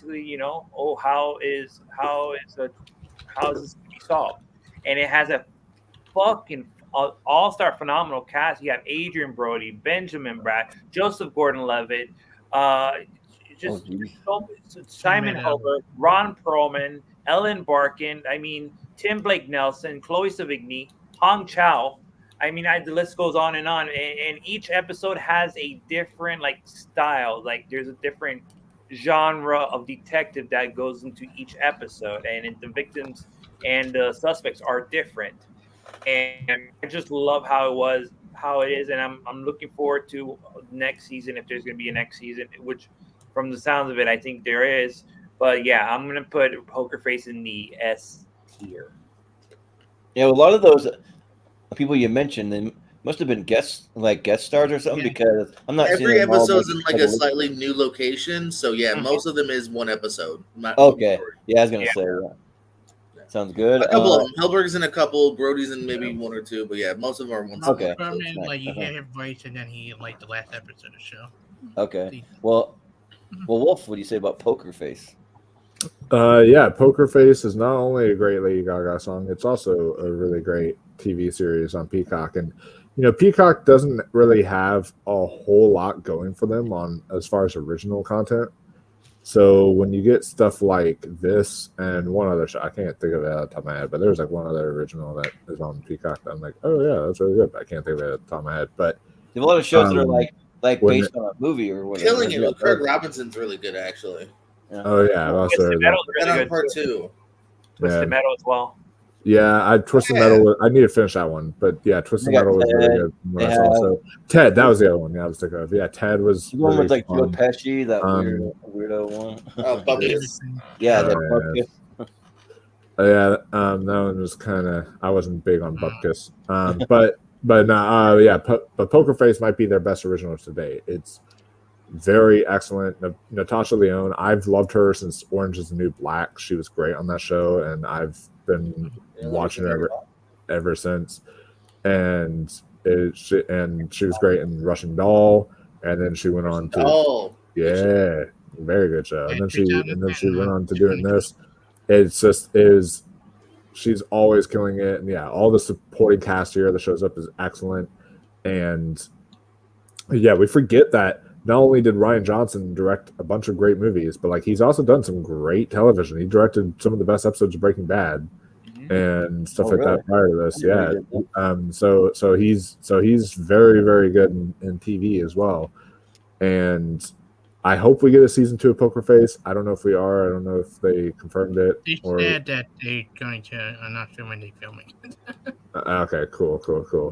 Yeah, in a way, it's almost like an anthology series because each episode is a different case, but they're also all connected because it's this one guy going after her throughout the season, and it's they're chasing her down and all that stuff. So in a way, it's all kind of connected to itself while it's also being kind of an anthology show. So yeah, it's very well done. But I would still probably put it in the A tier. I just think there's so many shows out there, and there's so many really, really good shows that I do have above this. In my top 10 on this list, I would put Poker Face in the A tier. Well, we got Tristan Mayer likes Poker Face, but it's a hybrid of Brick meets Knives Out, he says. So yeah, that intrigues me. I haven't seen it, so you'll know my answer when it gets to me. But JPO, what do you say? I'm glad to see the show has some love because I'm part of the love as well here. I've been a fan of Ryan Johnson since Brick, as you mentioned, with Joseph Gordon-Levitt. So when you see the original trailer and all the names Steve mentioned, and there's even more. Like I feel like this might be the best Little Royal Howery performance. Tim Meadows, like it's just every episode has at least one, if not like 4, just really good guest stars. So yeah, it's a really fun show. Again, some things get a little repetitive because it is, she's going to kind of figure it out at some point. And also, the thing I always love too is that character does have the worst luck ever. It's like everywhere she goes, she's always running into death and murder. Wow. It's like, damn, can't she ever just have a nice like trip without murder? But whoever goes in there is no show. But it's a lot of fun. So I'll go ahead and give it an S. I had a lot of fun, and I'm looking forward to season 2. Yeah. So I mean, sounds intriguing. I haven't seen it, so I'll have to get to it. But Chris, what do you say about Poker Face? I'm happy somebody brought Poker Face up. I love this show. Like, it's not that we already had just said about it. My favorite episode is the Tomato episode where the onion see that. I think that as a state of lover and a state of person like that, I love that episode. Yeah. Great. It definitely had tears. I had to knock Epic Elementary out. I put Poker Face in that tier for Elementary J. Yeah. Sounds good. So we got 3 S's and an A, so that'll stay in the S tier. So yeah, I'll even put it right there. So, but yeah, we'll go to JPO. What else you want to nominate? Oh, you're just gonna skip me? Oh yeah. Yeah, sorry, I forgot. Wolf. I think I was right. Yeah. Wolf. Yeah. But I'm going to again try to dabble my hand in animation here and see how far it gets me, because this show, I adore this so much, and I'm hoping that more people have seen this one at least. It's lasted for 2 seasons, and it's great. Me and my buddies we played a lot of D&D back in the day. You know what I'm probably referring to now when I talk about this. We played a lot of D&D back in the day. We would meet up, have playthroughs and such. And so when Legend of Vox Machina was coming out, I was getting so excited about this show, interested in it, seeing where it was going to go. I never actually watched the Critical Role stuff until later. The show made me want to watch it because it's based on an actual campaign that the voice actors played, and you get to see them like play out the actual show as their characters, and every single character earlier today. every single character here, Grog, it was like my favorite, but the some of the other ones here, I'm just trying to like Scanlan, he is excellent. And then we have Percy, Voxtalia, like Pike, played by Ashley Johnson. Like every character here you care for so much. And season 1's great. It is a very great season, but that's like the setup season. Season 2 is a masterpiece. Like that is phenomenal what they do in season 2. There is literally an episode that I'm going to make this statement. It is the most badass episode of television I have seen since Battle of the Bastards in Game of Thrones. I literally, when a certain scene was happening during this episode, I was like, oh, that's badass! That's badass! Like I said that at my TV. I was like shouting that at my TV. It was that badass that while I was watching. I do not want to be your cool. Freak out a lot over TV. It's just like it, dude. I get into it. The show makes me just like, it just gets me going. It gets me excited. It's so and it is so unpredictable. Hey, I freaked out on a plane once over a TV show and freaked up, scared a bunch of people. That happens to the best of us, yeah. And I would say that this show, it's so unpredictable because there are times when you think like all these characters are in almost near death situations and such, and you're just like you're on the edge of your seat a lot on this show. It's very, very well done. So, Legend of Vox Machina, maybe the second best animated TV series out there right now, other than Arcane. Like it's high up there. So, yeah, S tier for sure. Yeah. GPO, what do you say about Vox Machina? I haven't seen it. And I will also say I haven't seen it, but I have watched a fair amount of Critical Role, though. I mean, and I've tried to play D&D sometimes, but you got to really have the right group that really gets into it, because my family and friends are not the right group. They roll their eyes and they're like, "What are we doing? What is this?" But I'll have to check it out sometime. But Chris, what do you say? I also have not seen it, but look at the cast of it. It got me interested. Yeah, Steve, have you seen it? I have seen half of a season, and I'm not a big I'll say I'm not a big Dungeons and Dragons fan, though I did love the movie Among Thieves. I did love the movie, and that actually kind of kickstarted my interest in watching this show. And it kind of has some similarities that very good, but like again, I only made it through half the season. So, but from what I liked it, I enjoyed it. But I'm gonna have to give it a B. All right, we got a B. So 2 people have seen it. We Yes, got an yes. S. Man, S. y'all need to watch more animation, because like Arcane and I Legends didn't of know Vox they made Machina, like, animation. come on, dude. Especially TV wise. I don't know. Yeah, we got an S and a B, so it's gonna go an A. So it'll be right there. So, but I like real people. But yeah, same. But now we'll go to JPO. What do you want to nominate? Hey, well, I know Chris has seen it because he's kept us updated. Let's talk about some Squiddy Games. All right. Such a brutal, fun show, but yet so much fun that they then made a reality, fun show about it, where people actually just do the challenges, but no one actually dies in that one. Or do they? No, they don't. Even Mr. Beast did a whole thing about it. Yeah, this is cool. I feel like Mr. Beast should have sued, but then again, he probably didn't have the rights either. Yeah, right. Because he did do it first. Mr. Beast did it first. Yeah. But yeah, the show itself, a brutal, some fun twists here. This when you might get to know a character. Doesn't mean they're necessarily safe here. Everyone truly, you do feel it's up for grabs. Also colorful. Like if it was, I would say at a hotel that was, designed like that. Yeah. And yeah, it's just an intriguing show, and a good word of mouth too, kind of like Parasite. Like I think it kind of shows you how good it is. It made the word of mouth to all the way to the States, and it's loved now, the whole world round. So yeah, it's my nomination. S. Yeah, so I can't really. I've only seen part of an episode. I saw part of the first episode because my dad watched it. Well, my whole family watched it, but my dad had it on the TV here, and he was like, really getting into it. And then I remember that I was gonna sit down and watch it. It was one of those days where I had a lot going on, and I just didn't have the time to sit and read subtitles. I mean, I don't mind subtitles. I just want to look at my whole focus when there's subtitles, and so I'll go back to watch it. I haven't yet. So yeah. But Chris, what do you say? At this time, and there's the last episode of this show, season 1.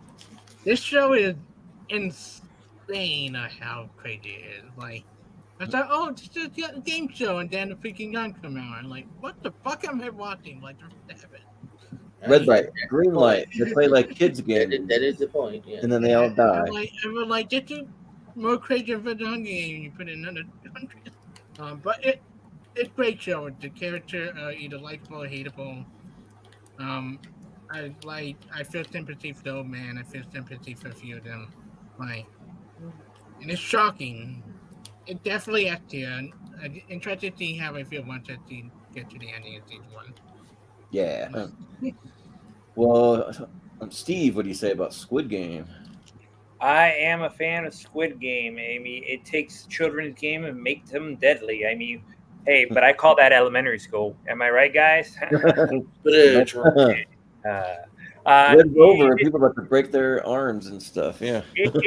So I do like it. And it's very unpredictable, and I enjoy it. But I didn't really find myself too entrenched or too getting attached to the characters, because I'm like, okay, what's the point? Because basically most of them are going to die. So I felt like detached to some of the characters because I didn't want to put too much emotions to one of them and then have them die, and then I just fucking quit the show. That's just me. But I really like the concept, I'm a big fan of Korean cinema, but I'm gonna have to give it an A. Okay, A. All right. Well, Wolf, what do you say about Squid Game? So first off, what I'll say about it is, you know how like Halo. I don't know if any of y'all played the Halo video games, but you know how like they have their own Forge mode on there and such, and you can like play, you can like create your own maps and all that stuff. Well, the Forge mode was so advanced in the new Halo game, and so I went over to a friend's house and in Halo right now. And Nice. nice, that's awesome. But there's on Halo Infinite is what it was. There's a that you could play on some of the maps that other people have created through Forge mode, and somebody actually did the the red light green light thing, and so you would be like walking like this, and you have to like stop or hide behind a rock. Like when it was like green, when the thing was green, it was like fine, and whenever it was red, it would like snipe at you and shoot you in the head. And that's how your character died on the Forge map. It was so fun. It takes a lot of work. Oh, man. It does, but it took it takes a lot of work. Like these things people create, but like someone did that, and then someone made like the little glass one too, where they're on the glass in that one episode of Squid Game. They made a whole map where you have to try to get through that obstacle course and such, and it was really, really tense there. But yeah, this show, it's very interesting. So it's I loved the scale of it. I thought the story was unique. It felt very inspired off of like Battle Royale and all that stuff, and those other things. It was one of the biggest shows ever, and I thought it was stupid how they made a reality show based on it, because that completely misses the point of the entire show by making a reality show off of it. But whatever. It's just another way for that was literally the definition of a cash grab right there. And but this one, I kind of agree though that this left me feeling cold emotionally. There was really only one character I really felt for on a very deep level. Like there was a lot of the characters, and don't get me wrong, I love Succession. All those characters are assholes. I'm fine with unlikable characters, so that's completely fine with me. But there's just so it's not about that. It's just they're unlikable. Some of these characters are unlikable, but they just don't have enough depth to them as well as being unlikable, I feel. So that was like that was my issue I had with something like Squid Game. And so I would actually put Squid Game more like in an A tier, because I do like the story. I think the spectacle is really nice, but it would be like a lower A for me. But I still had fun with Squid Game. So, well, it's got 2 S's and 2 A's, so I'll leave it where it's at. But it could be on the chopping block, possibly. We'll see what happens. But yeah, well, there was a show I was maybe going to bring up, and I'm like I don't know if everyone's going to be on my side for it, so I'm kind of like, do I bring it up? But I'll bring up one that I think everyone probably will be. That'll be pretty unanimous. I'm going to go with Ted, the Ted series. So you can. I would have been. I think I know what you would have said. I'm just curious. I'm curious to guess it though. You can tell me if it was it tell me if it was it in the Hail Mary. But I think you were going to say Monarch. Maybe we'll see. I'll let you know. But I might even bring it up next time. We might have another time for one quick go around it for fast. But yeah, Ted though was just a huge surprise. I'm thinking, they're just gonna make a series out of this movie, and the movie's good, but like even the movies, especially the Ted 2, I'm not over the moon about, but they knocked it out of the freaking park with this. I like this series better than the movies. I think that it's even better. It's just so good. Like such great writing. They push the boundaries of the thing, because coming from a bear, I don't know, whatever reason, you're he's cute, so who cares if he's making a Nazi joke or making whatever kind of joke he's making, whatever, and the young John Bennett, the guy that got to play him, he was really good. He had good comedic timing and got the Boston accent. I don't know if he's from Boston, maybe, I don't know, but and then probably my favorite episode was was where they spoofed the like planes, trains, and automobiles, and like trying to get home within one night, and he's with the cousin actually for like almost the whole episode, but like the whole thing of like them trying to be father figures to the school bully, that's pretty good. And there's a girl that like I like we're maybe gonna date. We decided that we're better off just as friends, but like Ted became our show though. She'd come over and then we'd watch episodes of Ted, so it was fun. But yeah, so and it's just lighthearted and it's just easy to just binge. It's an easy binge. So yeah, I'll go Ted. Chris, what do you say about Ted? So yeah, I like Ted a lot. It not S tier to me, and more A or B tier. The one episode I don't particularly love. I don't love the Christmas episode with the toy truck. Oh yeah, with the truck comes to life. That truck's hilarious. Yeah, it got a little grating that time, but I love all of the other episodes. I love the episode with the pod trying to find a date, everything. I think that had a bunch of good laugh in it. I hope we get season 2 of it. I would love them to continue into high school, even college. Yeah, they do so much with it. Yeah, so A or B tier for me. A tier. A, okay. I was gonna say which one we need one. Okay, A sounds good. Steve, what do you say about Ted? I haven't seen it. Okay, well, it's an easy binge if you ever want something that's really funny and well written. I would highly recommend it. Oh yeah, I binged it in like 2 days. It was very quick. Yeah. But I do agree with Chris on that Christmas episode. However, I will say the Christmas episode had some very great. We're just talking about this because a lot of these shows have this in it, and that's perfectly fine. But it had some great LGBTQ plus representation in that episode, in the Christmas episode, that I thought was really, really well done. And really more of like a emotional side of the show, which I thought was pretty interesting. But I loved this. I thought it was funnier than the movies. I thought it was even better than the movies. And I like the movies, I do, but I thought this was even better that they casted excellently a young Mark Wahlberg. That actor, he sounded like Mark Wahlberg and acted like him. It was like really, really good. And then I love the like relationship between him and the girl at the end and everything. I thought that was really sweet. And Yeah. Jurassic Park when they say dinosaurs are real. Yeah.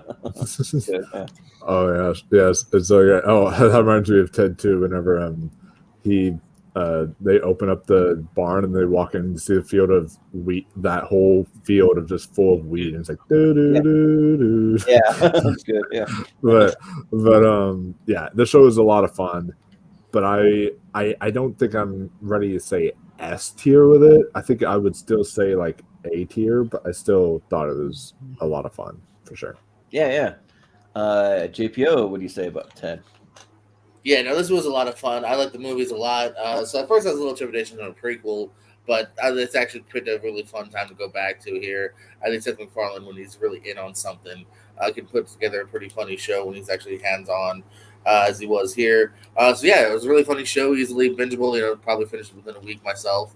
I do think in a weird way, like some of the episodes actually felt longer than they should have been, because I think because it's not on normal TV, he's kind of given, free range, so instead of tightening it down to the funniest 22 minutes, I'm like, yeah, you can have a 37-minute episode where it felt like it could have been trimmed a little bit here, actually. Kind of like my one main critique.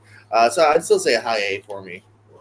Yeah, sure. So 3 A's and an S, so it'll go in the A tier, so we'll see where it ends up. It may even be possibly like right there, maybe, but we'll see.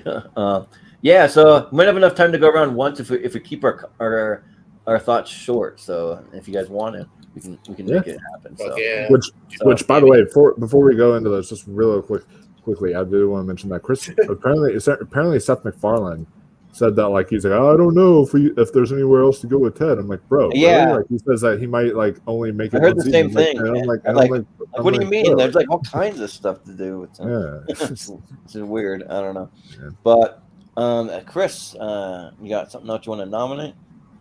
Oh yeah, you know what?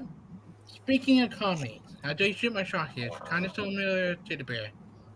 I did go with Shrinking.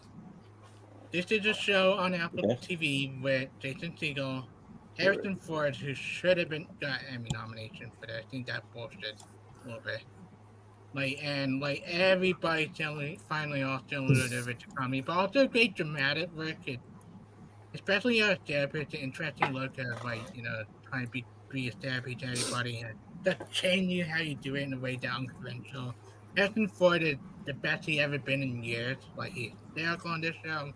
It's heartfelt, it's funny, it's dramatic, it's all type of thing. You haven't seen Drinking, do check it out on Apple TV. It's one of the most biggest surprises on Apple TV. Can't wait for season 2. Yeah. But I remember, there was a time where like Harrison Ford did an interview, and he's like, I really want to get into comedy and into comedy. Then we got Hollywood Homicide. He should have been nominated for it. Yeah, so this is probably better for him. But Steve, what do you say?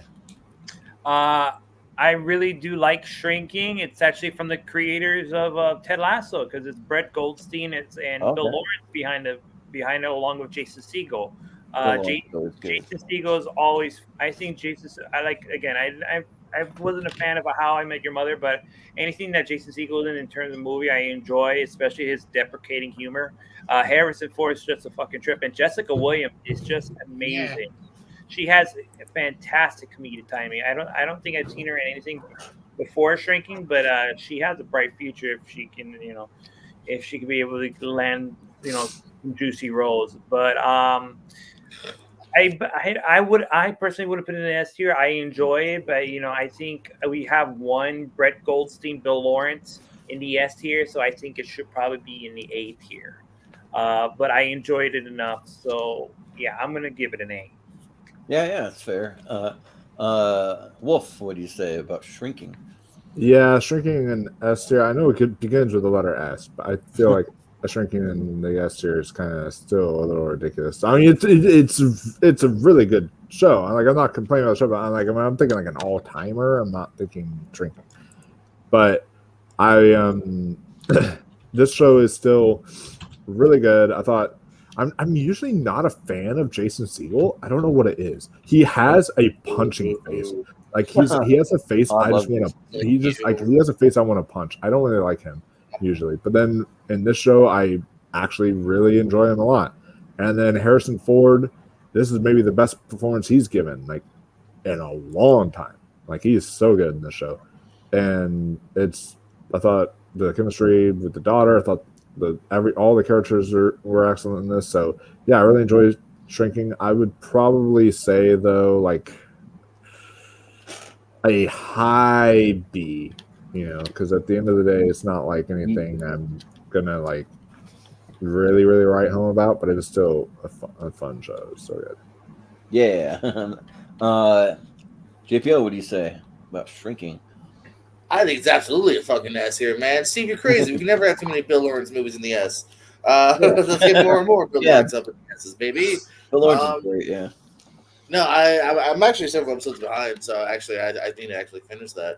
But I love what I've seen. I think it's a great mix of course, loss, love, laughter, everything here, man. And Jason Segel, I think, is a perfect kind of lead here, too. I think he handles that perfectly here. I love Jason Segel to pieces here. So, no, I think this is a great show. Yes. Yeah. So with that, we've got, because I haven't seen it, so I'll just say that. I'll make it quick. So it's one I need to get to because I'm a big Jason Segel fan, and I've had both of his Apple shows on my list. He has one called Dispatches from Elsewhere, so I've been wanting to see both of those. But we got 2 S's, an A, and a B. So I think for right now. I'm gonna leave it in the S, but it'll be in one of those other ones on the chopping block. So yeah, so we'll leave it there, and we'll go to me next. And I think I'm gonna save the one that I'm not sure if people will agree for the Hail Mary, just because I kind of want to talk about something that can really get up there, like in the. Are we going from the top to the bottom? Now? Oh wait, yeah. You just skipped over. You just skipped a whole bunch of people. Oh yeah, sorry. For some reason I went from like JPO's comments to me. Sorry, that's my bad. I'm multitasking too much. That's good because then we can talk about more. And I'm glad I didn't reveal my pick yet either.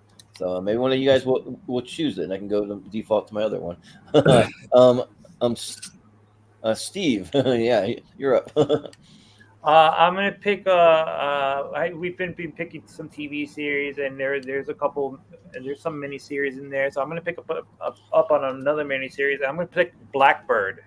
Oh, you actually stole the one I was gonna go for, so that's good, and I can talk about something else. Nice. There.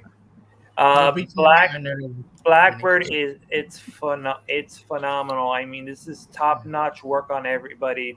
It's probably the best thing Taron Egerton has ever done. Definitely the best thing Paul Walter Hauser has ever done besides wrestling. Thank you. Yeah. All right, Steve stole what I was about to correct him on. Never mind. I know. Greg Kinnear, best thing Greg Kinnear has done in a while, and the last best great role from Ray Liotta, who was nominated for an Emmy for this one too. So posthumously, it's about a drug dealer who gets caught with his metaphorical pants down, and he gets sent to jail. But the FBI offers him a deal, but he has to befriend a serial killer, and they have to. He has to befriend a serial killer so he can get some more information on some unsolved murders. And it's also from the mind of Dennis Lee Han, who's, if you don't know who he is, he's the person that wrote Mystic River. So if you know where his source material is, that's where Blackbird is. So this is one of probably it is a masterpiece. It's beautifully shot. It's wonderfully directed.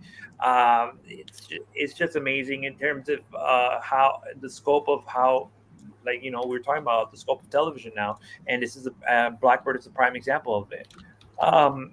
It's a thing that'll never it won't leave you once the final episode hits you, especially with a certain pivotal moment with Jimmy Keene. There's a pivotal moment where he just lets out emotionally, and you just feel for the guy. So yes, I think Blackbird deserves to be in the S tier. Yeah, sounds good. Wolf, what do you say about Blackbird? I haven't said this yet, and you're really going to rarely hear me say this because I've seen every single show we talk about, but I actually haven't seen Blackbird yet. It's one of my blind spots. I need to get around to it. Ooh, I know. I'm missing out.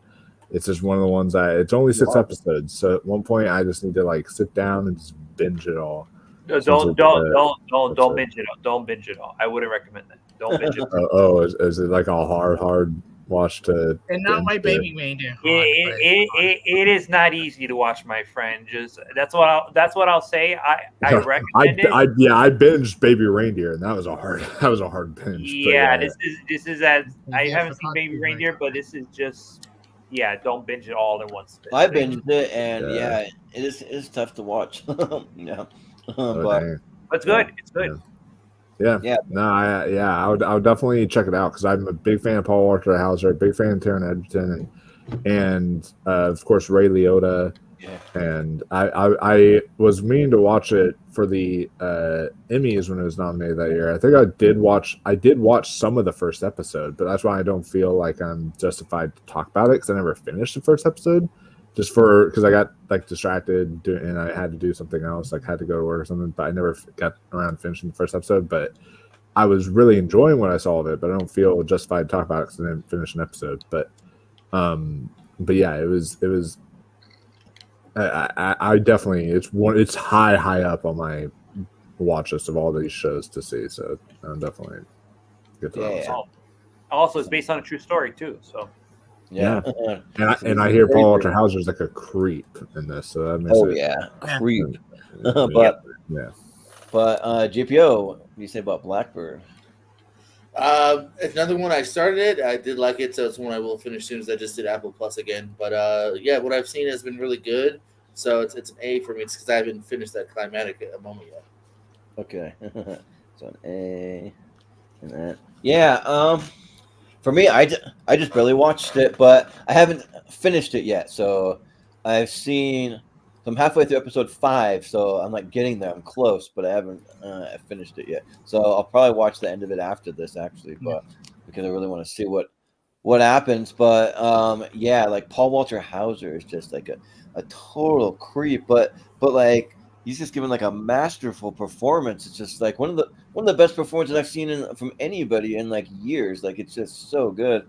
And of course, Taron Egerton, and then there's a guy that's in the prison with him, and I could have sworn that there was F. Murray Abrams, but it's this other Spanish actor. His name's Tony Amendola or something. But yeah, he looks a lot like him. I thought it maybe was. And also Greg Kinnear like is pretty good as like one of the like main cop guys, and then the main girl I've never seen before who plays the main like detective.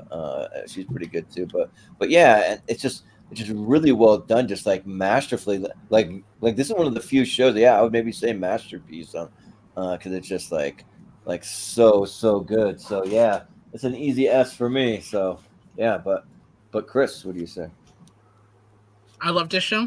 This is my third favorite miniseries from the last 3 halves so far, behind Beef and then one other show I have a gift out of. But I like it a lot. I think Paul Waterhouse is great in it. I think Harrison is over amazing wherever he in something. And yeah, A for me. I like Beef a little bit more. The one miniseries I like a little bit more than that. If we ever get back to it. Oh man, I thought that Blackbird would be rated a little higher. It might be one of the ones on the chopping block, just because of like how many good shows we have. It's two S's and 2 A's, but yeah, I would have thought that would have been right at the top. It's Is it 3? What? Oh, it's 2 S's. It's all my fault. If I would have seen it probably would have been an S. You can blame it on me. You'll say, Wolfman. Should have watched it, but it's fine. And there's a lot of TV to watch. When it comes to S. Yeah, but speaking of Wolf, it's your turn to nominate something. So what do you want to? So I'm going to, and I'm having really bad luck on picking some of these shows today. So yeah, I'm still going to go with the limited series route, but the one that I named myself after, I'm not going to pick until the Hail Marys because I'm like nobody's seen it, so I'm not even going to try to go with that. This one at least was like popular. It had very big word of mouth. It was like one of Netflix's most popular shows, and it has my celebrity crush in there, Anya Taylor-Joy, and I'm going with the Queen's Gambit. That is one that I'm definitely going to put in the S tier because this show blew my mind. It's a freaking show about chess. All right, why am I sweating watching a chess match? Why am I like, holy shit?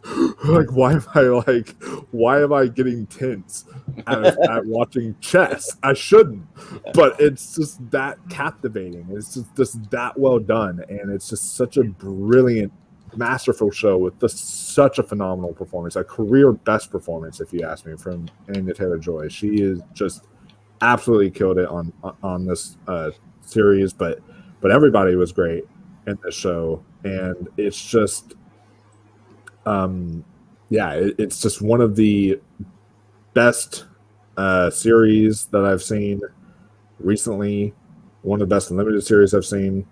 There was one actor in there too. Yeah, Thomas Brody Sangster was also in there. I wanted to shout out him. That's what I was trying to look up his name for. But yeah, he was really phenomenal in here too. And yeah, it's just a very fascinating character study as well of Beth Harmon, based on a true story, I believe, too, about her.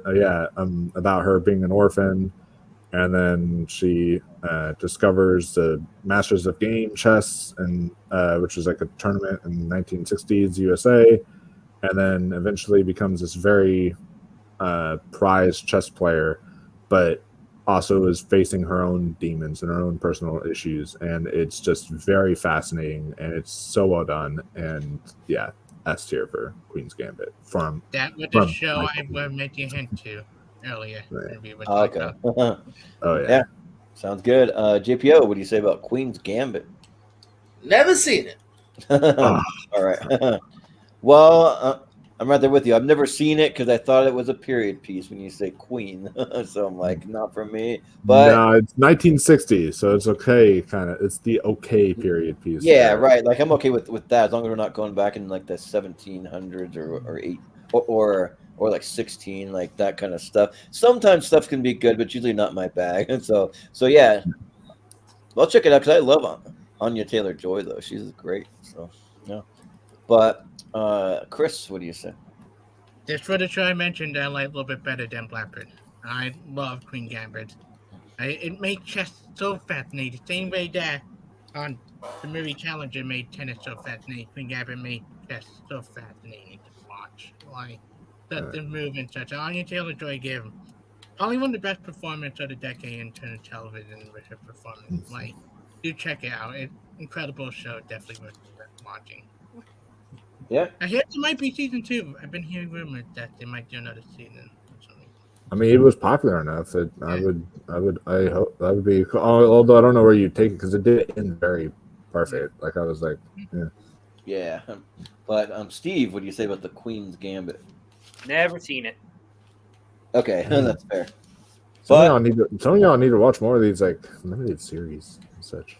It's like, but even with I saw nearly 60 shows. I'm not a lack of shows. I just didn't see these. Yeah, but even with only 2 S's, we'll have to figure it out. It might go up just a little bit because it doesn't have the other votes bringing it lower. But we'll see. We'll have to kind of figure that out when we get to the Hail Mary round. But we'll go to JPO. What do you want to nominate? All right, I'm going to go for one that was, I believe, a Paramount show, The Offer, based on the making of The Godfather from earlier. Was this year? Last year at this point. Last year now. Yeah, this is one. I mean, hey, you know what we all love here? Movies and TV shows. And I love a good TV show or a movie that's about the making of a great TV show or a movie here. And, didn't know the backstory here. And there's a lot of intrigue. Hey, again, our girl Juno Temple popping up in this as well. Great cast. Miles Teller's fantastic. And yeah, just a great gripping tale. Giovanni Ribisi, there is actual death and whatnot in this too, which, it's crazy because I didn't know any of that. And yeah, just a really well-told story. I would love to see more, movies like this. There's other great tales out there of the making ofs and whatnot, because this was very intriguing and well done. Yeah. Oh, now my mouse is wigging out. There you go. For whatever reason, my mouse doesn't like this mouse pad anymore. I think I need to get a new one. But yeah, I haven't seen The Offer yet. If we had Austin on here, it's like the one new show he's seen and liked to it a lot. But yeah, I just haven't seen it just because I still want to watch it because I think something about the making of the Godfather, even though I'm not huge on the Godfather myself. That's my hot. I don't think you necessarily have to be one or the other. Yeah, but I think just seeing the making of it would be even more intriguing. So yeah, I'll probably eventually get to it, but I haven't seen it. So, but Chris, what do you say about The Offer? I mean, also wanting we had talked about this for Wyndham with Malcolm. I love this show. I think it's a really great show at making one of my favorite movies of all time. And we get Emmy snub. Matthew Good is so fucking good in this show. He should have got Emmy for this show. In his role, he's so good. Dan Fogler, fantastic offensive coach. Every casting is perfect. It's really good show. Do check it out. It's definitely A tier. Not it's almost at tier, but A tier for me. Man. So you're saying A? Okay. Yeah. Steve, what do you say about The Offer? This is a fucking S tier, JPO. What a fucking pick you got, my friend. It's an offer about the fucking Godfather. What the fuck are we talking? I'm just kidding. I don't know how much I was going to say the F word. Man, listen, when you have a limited series, it's about the making of a movie, let alone making one of the biggest movies of the 70s, one of the most iconic movies of all time. You got me in Flint because I'm a big fan of the Godfather, and this cast really sells it. I mean, when you're talking about Dan Fogler from Balls of Fury fame, oh yeah, fantastic as Coppola. Matthew Goods is amazing as the kid that stays in the picture, aka Robert Evans and Miles Teller and Ruddy. It's a great cast. You mentioned Juno Temple, Giovanni Ribisi. My favorite part was the Coppola giving James Caan carte blanche on the guy that plays Carlo, and it just lets them fucking have it. He's like, yeah, go ahead. Ooh, is that supposed to happen? Who knows? But I mean, also Lou Ferrigno as Lenny Montana, who was a former professional wrestler. I mean, There you go. There you go. It definitely belongs in the S tier for sure. Yeah, sounds good. Wolf, what do you say about the offer? So, do y'all want to try and guess at what similarities that The Offer shares with another Paramount Plus TV show, and that is Mayor of Kingstown? You want to try a guess? I don't know. I haven't seen either. What? When you look at the difference between audiences and critics, the 57% to the 95%, like how audiences and critics are. It's the same way with Mayor of Kingstown. Like Mayor of Kingstown has like a 50% like critic score, but like a 96% audience score or something like that. Like people really love that show. So it's the same kind of thing with that. And The Offer, now I haven't finished it, but when I aired, I got through like 3 episodes, and I just, for whatever reason, there was other shows I was watching, I just never got around to finishing it. So I will eventually finish it because I'm a big Godfather fan, all that stuff. I really like it a lot. But from what I saw of the show, I was really enjoying it. I thought it was fascinating. I thought Junior Temple was great. Miles Teller was excellent here. It was just, everything about the show I seem to really enjoy right now, but I don't think I'm quite on there to say S tier, so I'll say like A. Yeah. Okay. A. So let's see. It's another one of those 2 and 2 again. So I'll leave it there. We'll have to figure out what gets cut. We'll have some voting to do coming up, but yeah, cool. So we'll go to my last pick, and there's one that I forgot that I watched it and I loved it and I want to talk about it, and I'm hoping some of y'all have seen it, but it's called Under the Banner of Heaven. So it's an FX series with Andrew Garfield. Let's see, where is it? I know It's right there beside Walker. Oh yeah, there it is. Okay, so this is hands down for Andrew Garfield, for me, the best performance of his career. This is just like he absolutely killed it, and from someone, because it revolves all around like Utah, the Mormon culture. I grew up in the Mormon church, so there's a lot of relatable things, but there's a lot of things where they really exaggerate, like Mormon culture, like. They're saying Heavenly Father all the time. We just kind of say God. We only say Heavenly Father when we pray, but there's like saying it at work and saying it all over the place. But like it revolves around like these a group of Mormon / LDS that people that really like take it to an extreme, and they like kind of branch off and they do their own thing where they're not really part of it. And then there's some murders, some that are like done in the name of God supposedly, but I mean Andrew Garfield, and then his partner is played by Gil Birmingham. He gives an amazing performance too. He's just like really good because he's the outsider. Everyone else is like members of this church, and then you have some of the guys in this family that play like part of this Lafferty family. You have Wyatt Russell, you have Sam Worthington, and you have Rory Culkin, and they're like some of the like crazies there that are just like some of them. Like they hook up with the FLDS church, which is even like another offshoot where like they're the polygamous ones that have like 10 wives or whatever. Like they're which are still around today. They're I think they have a compound in like Texas, even though their leader famously is in prison because he married underage girls and did horrible things to them. But this story though, just like the.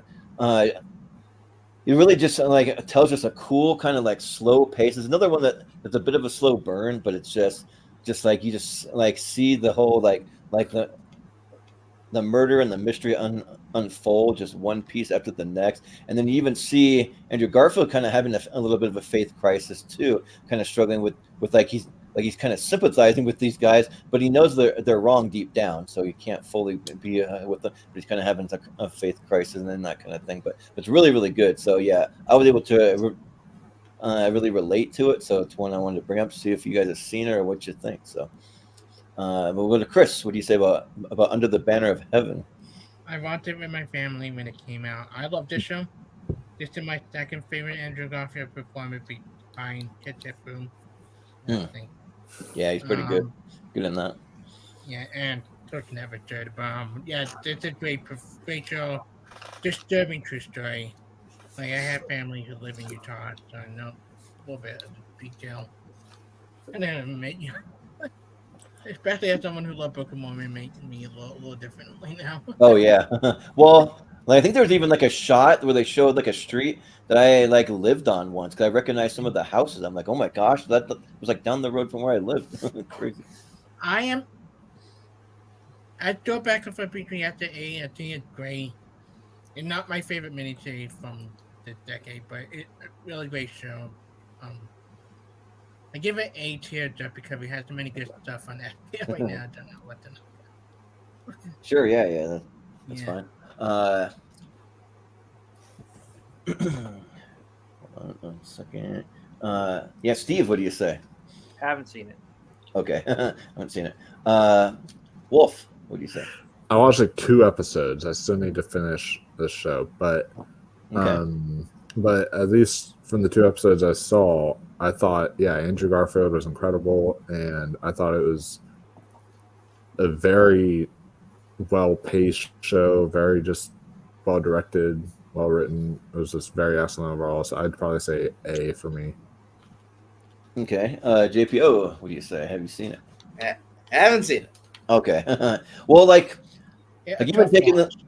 like all the religious stuff aside, it's just like the acting and the way it's shot. It's like really cool. So yeah, but yeah. So for that one, it's a 1 and 2. So I'd say that one's gonna be one that'll probably drop down. So I'll just put it into A there. But yeah, that will do it for the regular round. So now we got some Hail Mary stuff to do. So you just kind of. How it works is for anybody watching or that needs a refresher, you just pick maybe like anywhere from like I don't know, like you can pick it actually as many as you want, but maybe like don't go over 10. Like that's kind of like where we like to kind of cap it. But think of any last minute shows you want to shout out, and then I'll write them down, and then I'll tally up the votes. We'll see if they get enough to make it in the S or the A tier. That's what you're shooting for. You're shooting for anything you think belongs in the S or the A tier. And yeah, that we just didn't have time to talk about. And then we'll do some voting after that and kind of see what ends up as our top 10. Because we can only have 10 in the S tier. That's the rule. And then we'll have 3 honorable mentions. So yeah. But whenever anyone thinks that they're ready with their picks, you can just let me know and we'll go for it. So. I am if you want. Okay. Just give me a second so I can write them down. But yeah. All right. But JPO, what do you got? Only Murders in the Building. Yes, Only Murders. That's a long title. Only Murders. Yeah, but put Only Murders. That's good. Okay. What else? Peacemaker. Yes. You're like picking a lot of my ones. I would have said so. That's there good. We go. All right. The Rehearsal. Nice, good one. Yeah, that's a good pick. I love Nathan Fielder. Yeah, same here. Heels. Ooh, okay. Yeah, my man. Surprise. Yeah. Yep. Here's my favorite main sitcom, Ghosts. Okay, Ghosts. Good trade. I always see it advertised, but I've never. It's fun. I think it's a funny sitcom. I prefer the British version, but it's still. You it's still would. Good. But this one's also really good. Yeah. Dave, the little Dicky show. Dave. Oh yeah, good stuff. Another Andrew Santino one. He's in it. Yeah, shout out to Santino. Yeah. I'll go Twisted Metal. All right. Yeah. I know why you got that. Yeah. It's a good show. Okay. I think it's really good. Young Rock. All right, Young Rock. Oh, you would. That's great. Yeah. All right. And then my last 2, Tulsa King with Sly, really good. All right, Tulsa King. Okay. Enjoy the heck out of that. And then my last one on the Hulu, Solar Opposites. I think it's just as good as Rick and Morty. Yeah, there's another Hey, there's some animation. Yeah, see, I love Solar Opposites. And also, just to remind everyone, we're going for the crossovers. I mean, you can still nominate stuff that hasn't been for sure because it might get another nomination. But yeah, but we're looking for the crossovers that will make it under the list. So. I have list. You ready? Okay. Yeah. Give me one second. Okay. What do you got? 4 horses. Slow horses. Okay. All right. Peacemaker. Peacemaker. Okay. Tax. Hacks. Okay. Okay. Yellow Jacket. Yellow jackets. Yeah, this might be a stacked S tier. But The Curse. wait, what'd you say? The Curse. Oh, the curse. Yeah. Okay. Okay. Going a little bit cable here, but single drunk female. I mean, not a lot of people think, but Okay. check out really funny Single EBT. drunk female. Okay. The Gentleman. Okay. The gentleman. I know Chris Scott was really high on the gentleman. He keeps telling me to watch it. Yeah. Mayor of East Town. Okay. Mayor of Easttown. And then I got a few more. Okay. Loki. Loki. All right. This is hard when you had to do a lot. Yeah. Yeah. Because somebody will mention later. Miss Marvel. Well, we got 10, so if you have maybe one more or something. Calm down. It could be a bonus one if you want. You know what? I guess I'm going to Percy Jackson and the Olympian. Okay. Percy Jackson. Okay. And I got my 10. I didn't mention one my 10 as obvious well. one because I know Wolfman would probably take it. That might. Oh, okay. Sure. Okay, what do you got, Wolf? So there is one. So I have my list of 10 here. I'm gonna say Mayor of Easttown. Okay. One. Of course, House of the Dragon, some Game of Thrones Yeah, the one I representation there. Mine because Yeah. you were doing House Yeah. of the Dragons. Okay. And then Invincible. Invincible. Okay. Just finished season 2, by the way. The show is so good. Nice. The Curse. The Curse. All right. Only Murders in the Building. Only murders. Okay. Normal People. Normal people. Enjoy.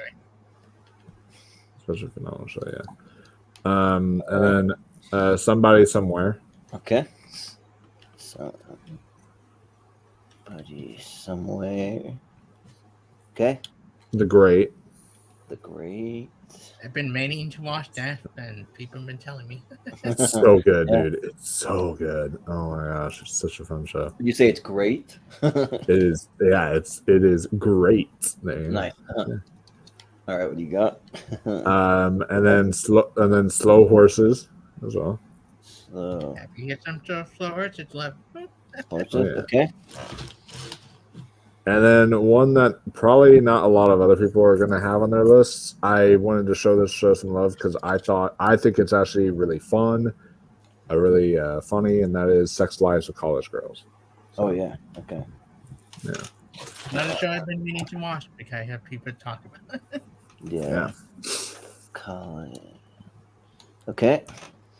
Anything else? If I had to mention one more, it'd probably be Hacks, but that'd be Okay. Yeah. We'll leave it at that. All right. Hey, Jordan. Yeah. Take Yeah. take off Loki. Put WandaVision in on my list. Oh. Oh man, 'cause I was gonna bring up Loki, but that's fine. I torn, but that episode where I can't feel you in WandaVision. Yeah. But That's me. Steve, what do you got on your list? All right, so I've got heels. Dude. Heels. Okay. I've got Peacemaker. All right. Peacemaker.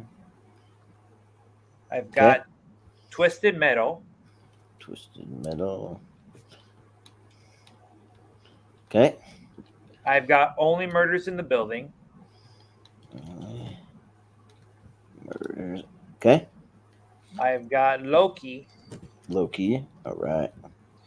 And I got Dead End Paranormal Park. Okay. How to... Oh, hold on a second. Let me know when you're Okay. ready. Yeah. How to with John Wilson. Okay.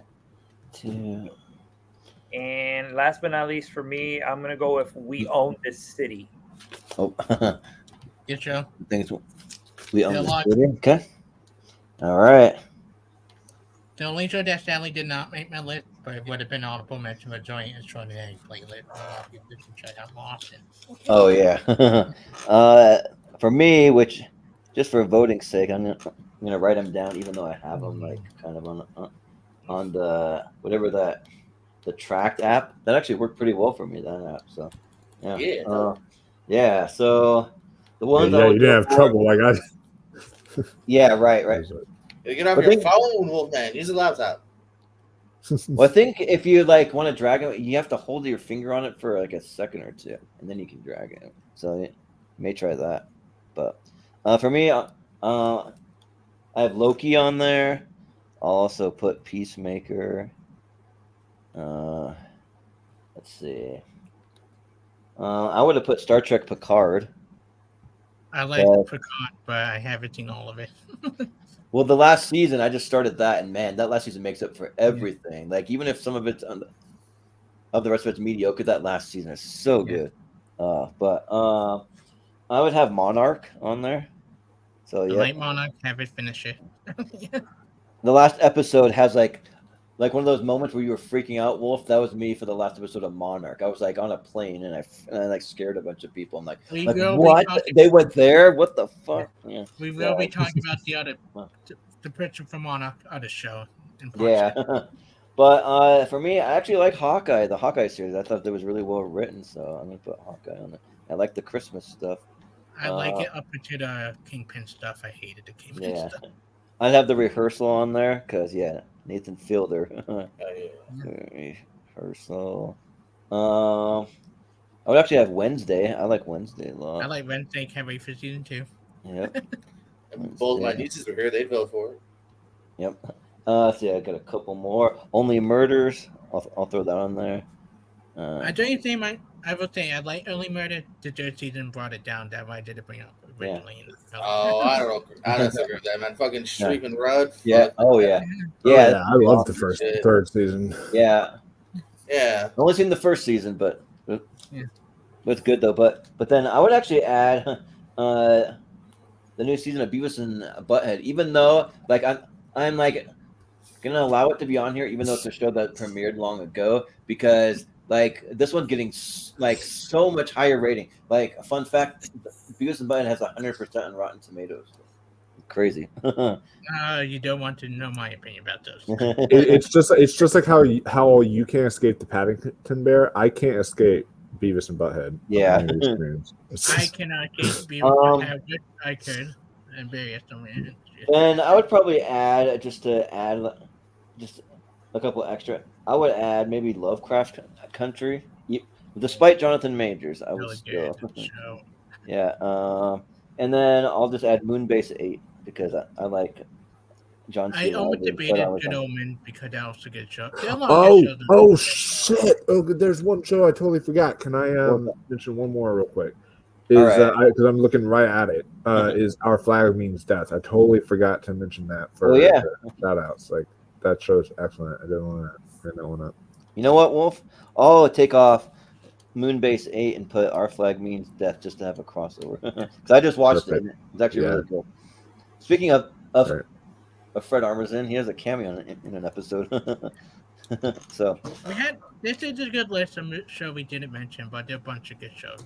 Yeah, so just give me a minute. I gotta find where all the crossovers are, so you can talk amongst yourself for a minute if you want. But I like One Piece a lot. I like a few show I had. Yeah, I watched One Piece for this show. It was all right. Yeah.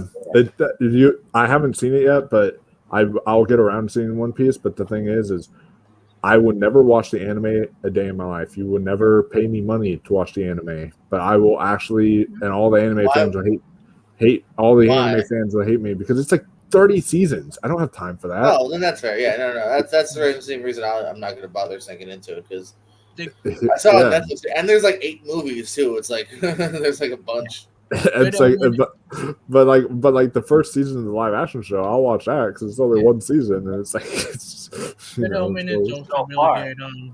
Sandman is really good.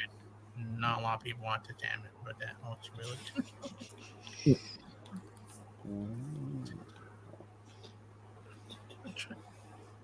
I almost watched. What was I gonna watch this?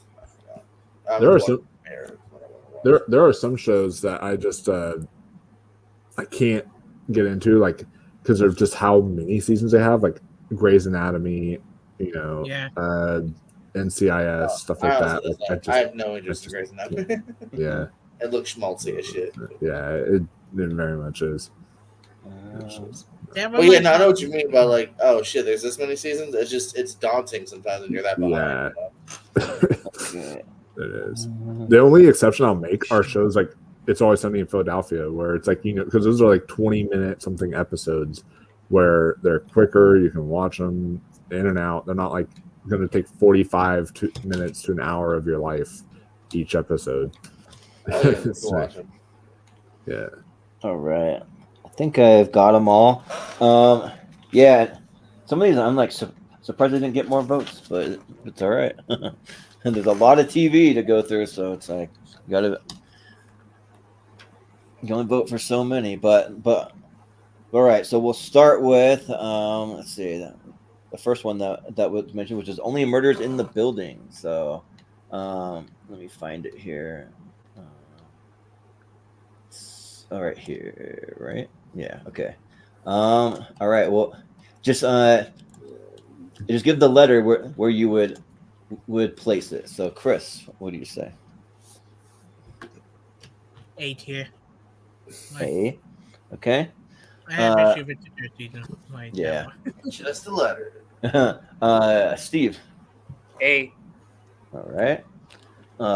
Wolf. A. Okay. A. JPO. A. I'm gonna give it an S. Okay. And I would also say S. So 2 S's and 3 A's. It'll be up there. I mean, low S. So got a lot. I think it's becoming like that problem with Poker Face, where just like the repetitiveness of being like every murder happened in the same building all the time. Yeah, that is one thing. It's spread out over a season where Poker Face is like every episode she walks into a murder. Yeah, it's like maybe if they would have gone outside the building a little bit more, but that's why we're hoping for season 3, and then it just goes right back to the building after the season. Yeah, but next one will be Peacemaker. So, Chris, what do you say for Peacemaker? S. Okay, S. Steve, what do you say? S. S. Okay, Wolf. Do you really want to taste the A? Yes, I do. Okay. A. Okay. GPU. Yeah, never hitting that chapter skip button for that intro. S. Yeah. Yeah. S. And then I'll also say S. So that'll be pretty high. 4 S's and an A. So let me go to Peacemaker. It's why it took that long to bring it up, like compared to many shows. So many rounds, man. Yeah. And some people try to do the shows that are going to be less talked about. Not even that. I'm just saying, like, no one was allowed. Literally got to mention like maybe 4 or 5. Like, you know? Yeah. But let's see. We got the rehearsal. Chris, what do you say? I have not seen it. It's on my list to Okay. watch. Steve, what do you say? I'm gonna give it a. You know what? I'm gonna give it an S. S. All right. Wolf, what do you say? I have not seen this one, so okay. JPO. S. Nathan Fielder for life. Yeah. Yeah, I'm a big Nathan Fielder fan too, so I'm gonna say S. He's awesome. And then I'll be curious to know what y'all think of Sasquatch Sunset, because it's from the I heard same it's people, fucking Nathan I Fielder. avoided it. Oh, it is. Nice. Yeah. Yeah, put on. What was the one you had on like Comedy Central? Nathan, for you. Yeah. So I put that on like when I had family in a town. Just was like watching in the background, and then somebody walks up and they're like, "Why don't you put on something that's actually funny? This is kind of weird." I'm like, really? And the show's awesome. You gotta actually see the whole episode to actually get it. So 3 S's. We'll figure it out. We'll go through it in a minute. But okay, the next one will be heels. Chris, what do you say? I totally speak for the episode I've seen of it with my dad have it on. I give it a tier. I like for my thing.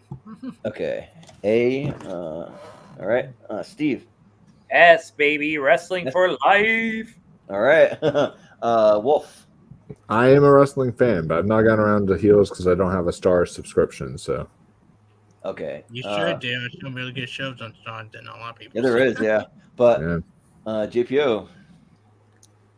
I mean, it's cheap as shit too. Stars was like, "You want it for like $4?" Sure. And then when I went to quit, they're like, "How about $1 to stick around?" And I was like, "All right, Stars, Sure. you're speaking my language." Yeah. So I kept it for several months because they kept being like $1. I'm like, "All right, $1, sure. Why not? yeah, I'm like, shit. I'm like, even if I watch zero, I'm like, I don't hate losing 99 cents. Yeah. 99 cents, by the way. What was that? What was that about heels? Oh yeah, fuck yeah, heels. This is my thing. Yeah, so S. That's okay. that reminds me though of Peacock actually had a 1-year subscription one time in October, like a whole year for $1. And I was like, like $1 a month. I mean, $1. Like, yeah, you'd be paying $1 a month and That you get price a pretty much whole has year. to. And I was Like you can't. yeah. Swing. But yeah. I've never seen heel, so it's an A and 2 S's, so it is an ass. But and it's a fitting name for a heel, so I don't know. I'll just throw it here for now. We'll look at it in a minute. But okay, we got Twisted Metal. Chris, what do you say? I've not seen it. Okay, Steve. Has motherfucking Samoa Joe in it. S, baby. Yeah. Also another killer soundtrack as well. Yeah. Wolf, what do you say? I'll say B. Okay, B. Okay, JPO. Samoa Joe, Sidney Prescott, Falcon. What more do you want? The chick from Brooklyn Nine-Nine? S. Yeah. Can't wait for season 2. What's up? Yeah, well, I haven't. Well, I've seen like part of an episode, so I'm not gonna rank it. But that one will be in 2 S's and a B, so we'll have to. That one may be a little lower, but The fact that we probably get season 2 adapted before Poker Face season 2. Twisted Metal. Where is it? I know it's got to be the big clown thing. There, down. You got it. Close. There we go. Yeah. So let me quick shout out to Valkyrie Wrestling and one people watch on the way to honorable mention show. Yeah. I mean, the TV superior lists are pretty much on the honorable mention. We just had to throw our fucking long shots, you know? Yeah, right. All right, we have Slow Horses on the list. Chris, what do you got? Got freaking gay Omen, and it's funny as hell and entertaining on S. All right, S. Okay. Steve. Never seen it. Okay. Wolf. What does the word slow begin with? S. It's, All right. JPO. What does Horton begin with? I haven't seen it. Yeah. And I'll also say I haven't seen it, so it's 2 S's, so I don't know. It's a really good Apple TV show. Yeah. Yeah, y'all definitely need it. Like, it's Can't so wait for good. the new- Can't wait for the new I don't even know season. what this one Can't wait for the cast. even looks like, but wouldn't it be? And one of Gary Oldman's best Here? performances too. Anyone see it? It's Slow Right, Horses. There you go. yeah. Like I'm seeing some S's, but He gets so many good one-liners in that show. Oh, I mean, your lips move, but I can't make out the words. I'm deaf. Let's see. Put it there. Okay, so the next one we got not too many left. We got hacks. Chris. S. All right. S. All right. Steve. Haven't seen it. Okay. Wolf. A, and for a specific reason I'll get into later. Okay. JPO. What is it? I'm sorry. Hacks. Hacks. Oh, A. Okay. And I haven't seen it, so I think Hacks. It's got one S and two A's. It's gonna go in A. So So I put it. Yeah, I said A because season 2 is the final season. Like they shouldn't be making a season 3. The way it I ended hear is the season final. 3 is pretty good from people who've seen Yeah. it so far. Yeah, but I'm not interested in it because they wrote themselves in a hole by making the season 2 finale seem like a series finale. It's like, all right. all right. Listen, we said we didn't need Toy Story 3. We got Toy Story 3. Yeah, that's true. Yeah. You never know, but we got 3 left. So we got the mayor of Easttown. Chris, what do you say? As people should see this more. That's okay. Steve. Haven't seen it. Okay. Wolf.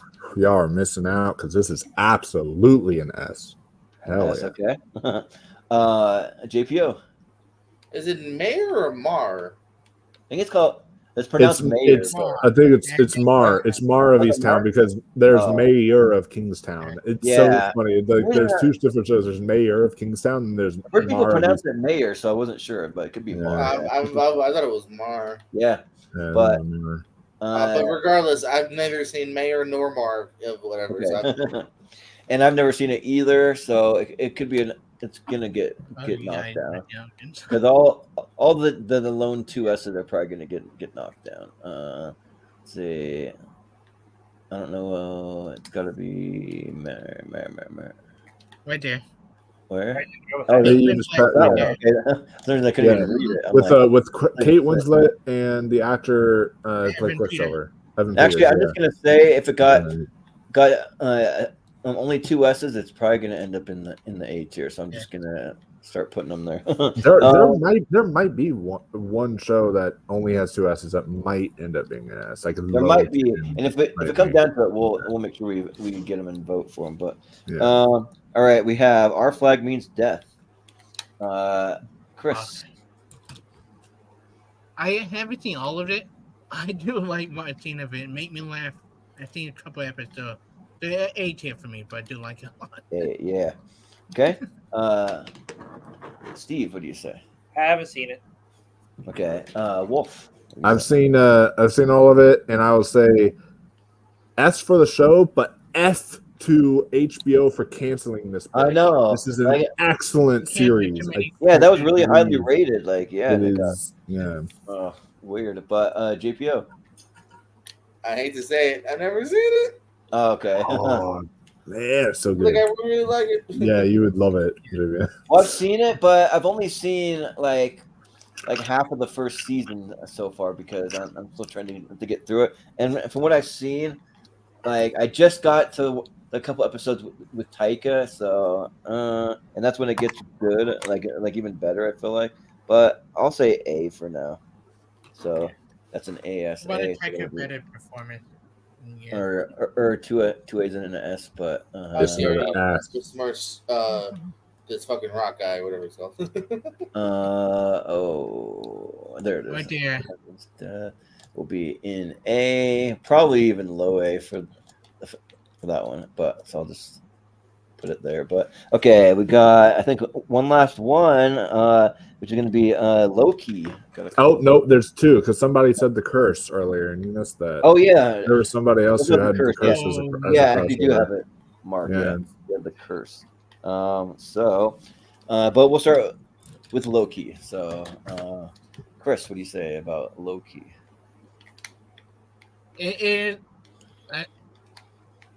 I put it in low S tier because season 2 won't make it into low S tier. What they do with Loki as a character, and I think with I never do pronounce his name right. The guy from Everything Everywhere All at Once. And Yeah, Kwan.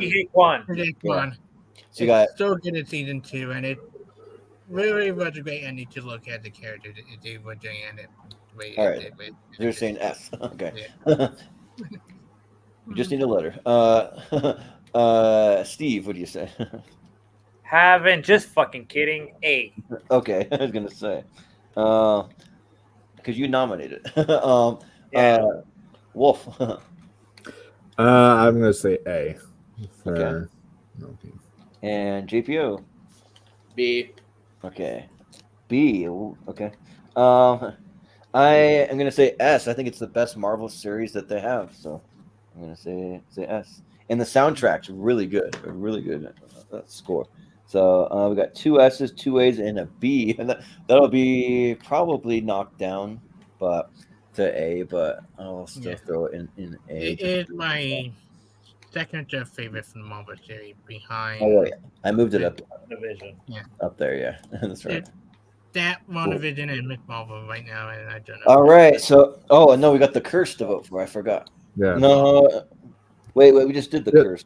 No, we did the rehearsal. No one Yeah, no one did the curse though. Yeah. Okay, so the curse, yeah. Yeah, the curse. Right, okay. All right, so Chris, what do you say about the curse? Pretty sure about shitty people. S. Yeah. Steve, what do you say? A. Okay. Wolf, what do you say? S. S. Okay. JPO. Nathan Fielder for life, but maybe it gets better because I don't quite like it that much yet. B. I know. Yeah. Yeah, that's the thing. I love Nathan Fielder, but the show is just like something different from his normal stuff. I don't know. So, yeah, I'm gonna say B also. So that one will unfortunately not make I think the you hate the S. But I'll put it reality in A. TV like I do and make it much funnier. Yeah. All right. So no, that'll be everything. So let me just see what we have. It'll take me a second because I gotta kind of go through this and see what has the most. So the bear for sure, that might actually be our definitive number 1 because it has 5 S's and it's the only show that got 5 S's. So I think the bear, we already have our number 1 set. As far as the rest, I know Severance got 4 S's and an A, so that's up there. What else? Beef got 3 S's and an A, so that's pretty high. Throw that up there. What else? Ted Lasso has 3 S's and then nothing else, so it'll still be just below Beef probably. But let's see what else. Poker Face was 3 S's and an A. Where is that? Right there. Just missed it. Oh, yeah. There Right we go. So that one's pretty high. What about White Lotus? Is that one? Oh, here we go. 2 S's and an A, so it probably isn't gonna move. Peacemaker is definitely go up there. That's, yeah, let me go to the ones that we actually just have voted on. I was looking at the other ones. Let's see. Yeah, which one got a lot? Yeah, Peacemaker has 4 S's and an A, so that's probably, I think, above even Poker Face. Actually, even actually, it's above Beef because Beef had 3 S's. Yeah, you're right. Yeah, so it's even higher. Yeah. The Rehearsal has 3 S's. So where's that one at? Right next to it. Right next to Queen's Gambit. Right. Oh, there you go. Yeah. Okay. Yeah, that one's pretty well, like right by Ted Lasso. And then let's see what else it's gonna be pretty high. Those are like the ones with the most S's, I'm pretty sure. So now we're getting into stuff that has 2 S's. So the top row is all in for sure. 1, 2, 3, 4, 5, 6, 7. So we got 7. So a lot. Yeah, that's a good looking row. It's like all going to get bumped down. So that's the issue. So we might be having a lot to vote on for those honorable mentions. But let's see the ones that have. I'm going to see if there's any other. So Reservation Dogs, 3 S's and an. Oh yeah, that had 3 S's. So that's So that one's probably in. So we got 8. Let's see. So we need 2 slots left. We have, Abbott. Well, no, Abbott Elementary had 2. There's a lot that have 2. So that's the problem here. I just want to see if there's any that got 2 and an A that will be the ones that will be in voting contention. So yeah, what about we vote on it on the ones that had 2 S's, which belongs on the S tier? Yeah, we'll vote on it in just a minute. I'm just trying to figure out which ones are going to automatically drop down to the A. Oh, it's gonna hurt my soul seeing some of Yeah. these shows There's- go. Oh my god. White Some of these Lotus shows has are so good. 2 and an A. Anything with 2 and an A. I'm shrinking. Can I just want to say real quick on the So that- stream because she's not going to make it now. So I'm just want to say on the stream, Anya, you are my queen, and when you watch this, please call me. I will give you my number, and I just know that I have advocated for Here's you. the messed up part, though, Wolfman. She's more intrigued with the fact that I haven't seen it, so she's like, "Oh, I like the bad boy that hasn't seen it." Yeah, right. What's up, Anya? That's true. We're not turning Russell it into Fields a challenge. has 2 and an A, so that'll be on there. And And hey, that would be the perfect date night for you, for you and her, JPOs. Y'all watch the show together. You know? yeah. Okay, what else is on? 1, 2, 3, 4. I'm a 5, little 6, bored, Anya. 8, 9, 10. All right, so 3, 4, 5, 6, 7, 8, 9, 10, 11. Okay, so what we have to do is we have to vote. So actually, let me start. I bring in all these down to the A. Sorry, Slow Horses, Twisted Metal, it's going down. Only Murders in the Building, which I thought would be a lot higher. The Offer, Blackbird, I thought would be higher. Squid Game is down. Abbott Elementary, sorry. The Queen's Gambit, Oh, down. It's a Sin, so those y'all are all sinners. Hope you're happy. Based on the votes, those will be the 10, but we have to vote on the order of some. We also have to vote on the honorable mention. So the honorable mentions will be in contention. Anything with an S. So if it even has one S, so let me see. It's a Sin. Yep, that'll be there. Queen's Gambit. Let me see. Was that one of the? No. You got 2 S's. Queen's Gambit had 2 S's. Me and Chris. Oh yeah, yeah. 2 S's. Yeah, so that one would be anything that would be above. So now we're actually only 2 S's that will be in contention. So I think got 2 S's. yeah, that had 2 S's. So that's there. Squid Game. That had 2 S's. Yep. Squid Game. Okay, so that's there. Blackbird 2 S's. The Offer. Let me see. The Offer 2 S's. So Only Murders in the Building, I think, had 2, if I remember right. Yep, 2. Yeah. 2 S's, and let me see about Twisted Metal, because that I think Twisted Metal was one of our 2 S's. JPO and yeah. Oh yeah. Yep. 2 S's. Okay. There we go. 2 S's for Twisted Metal. And that might be Mara of Easttown had 2 S's. Oh yeah. Because Chris and I gave Mara of Easttown. Mara of Easttown. Am I the only one who gave Slow Horses? I believe that's probably all. Wait, no. Me and Chris also gave Slow Horses 2 S's. Oh, actually, I misspoke. We're gonna have to vote. I forgot. Ted, like I overlooked this 3 S's. That might be one we have to vote on. That might go into the S. I totally missed that. Yeah, but then if you remember any ones that had 2, because I don't remember. Had 2 S's. Slow Horses had 2 S's for sure. Chunky had 2 S's for sure. Let me see. Chucky. Oh, no, I did it. My bad. Go back. I think I don't know. Nope, I think only had 1. So I think that's probably. Let me look at half. Did that one have? I'm pretty sure Moon Knight had 4 S's. Yeah. She-Hulk has 4 S's. Moon Knight. Ugh, that has 4 S's. I think that's actually. Let me look at one last thing. Yep. So it'll stop at Slow Horses. So we have 1, 2, 3, 4, 5, 6, 7, 8, 9. It's a lot for the honorable mentions, but I think maybe a good way. Longest honorable mention list. Well, it'll be a tough vote, but I think we each pick 3, and we'll just see what happens. If we can get enough agreements on everybody picking 3. So or just because of how many damn good TV shows there are, you could do like 5 honorable mentions, make an exception. Be like, hey, let's do 5 just or something like that, just because of how many. we'll see damn how good the votes TV shows go. there are. If we end up with a bunch of ties or something, then we can do that. So Yeah. but so everyone just I take a minute. Everything from the Queen's Gambit to Slow Horses, which is funny because I think there's only 2 that I've seen.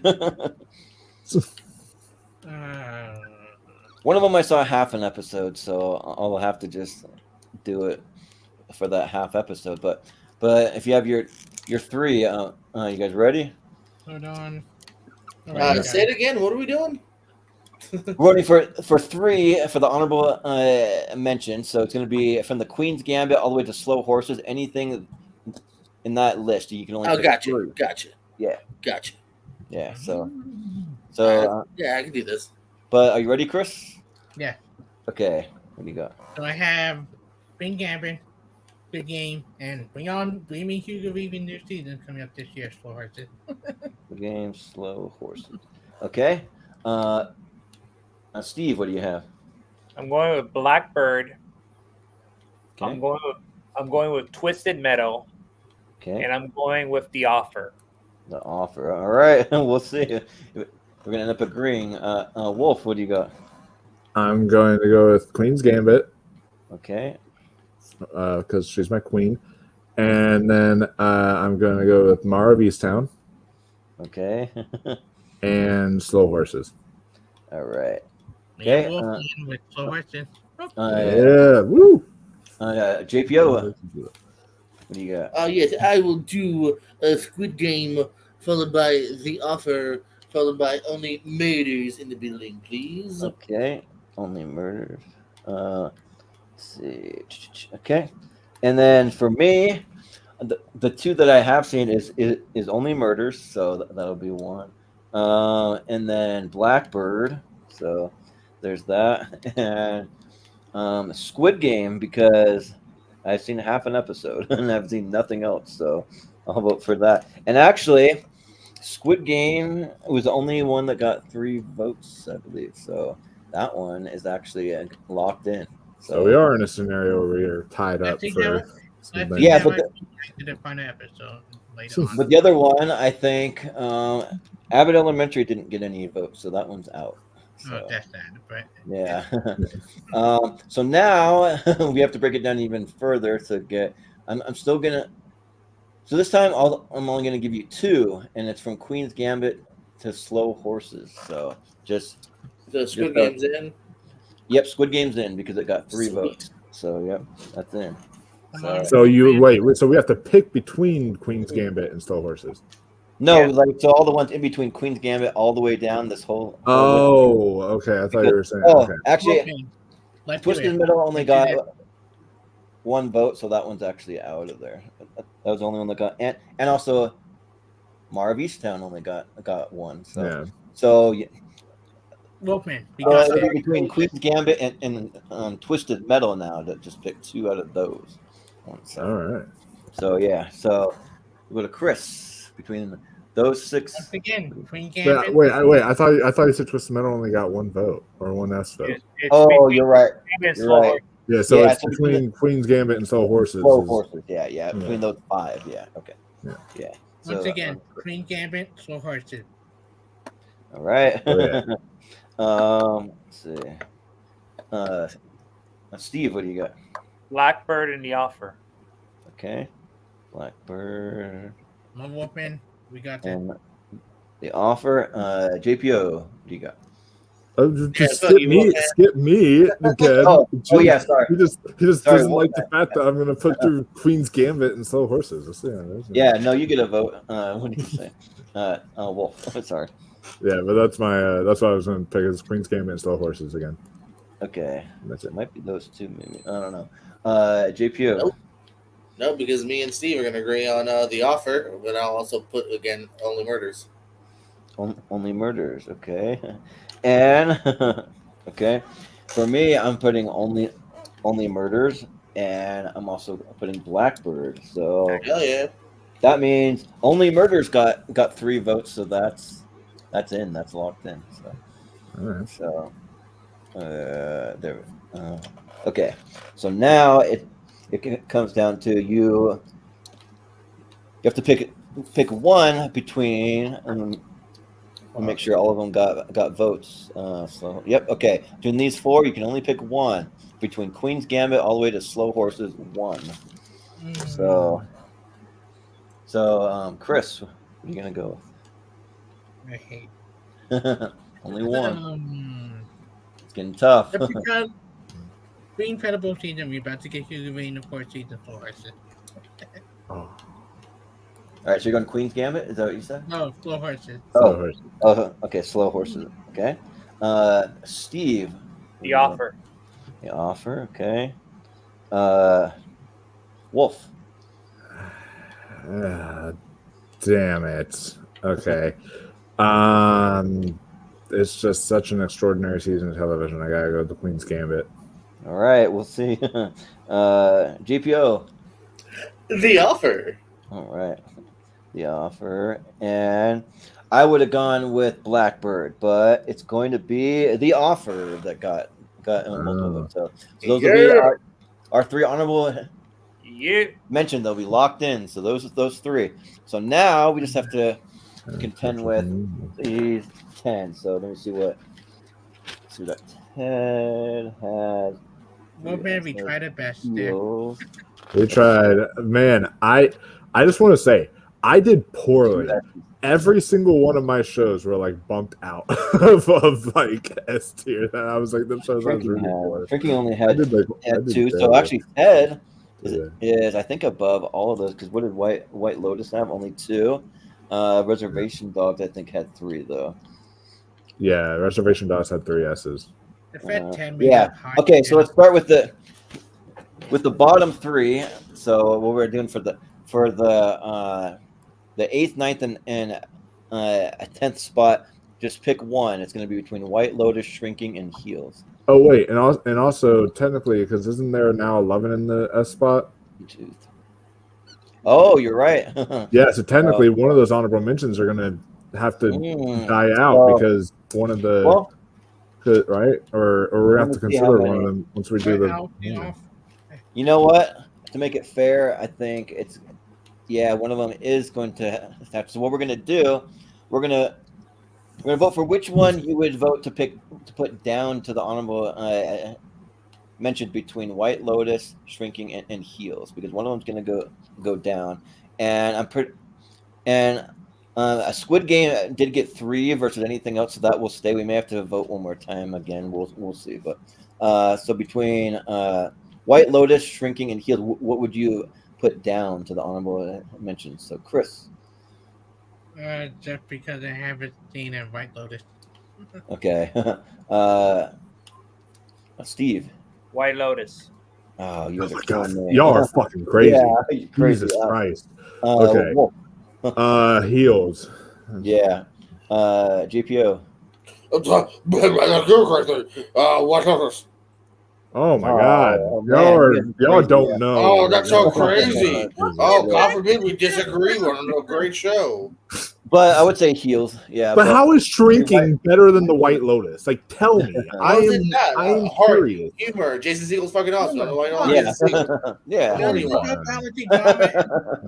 But so because I missed one, Squid Game will be there for sure. We got to vote one more time on White Lotus. This is the most weirdest. Like the bottom, like the first 8 of the S tier is like great, and then like the last 3 is like the weirdest combination of this. I mean, it's things people like. So between White Lotus, Only Murders, and The Offer, I pick one. So we'll go to Chris.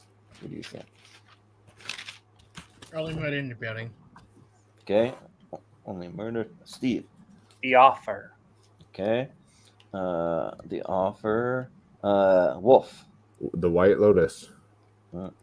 White Lotus. JPO. Only Murders. Okay. Only Murders.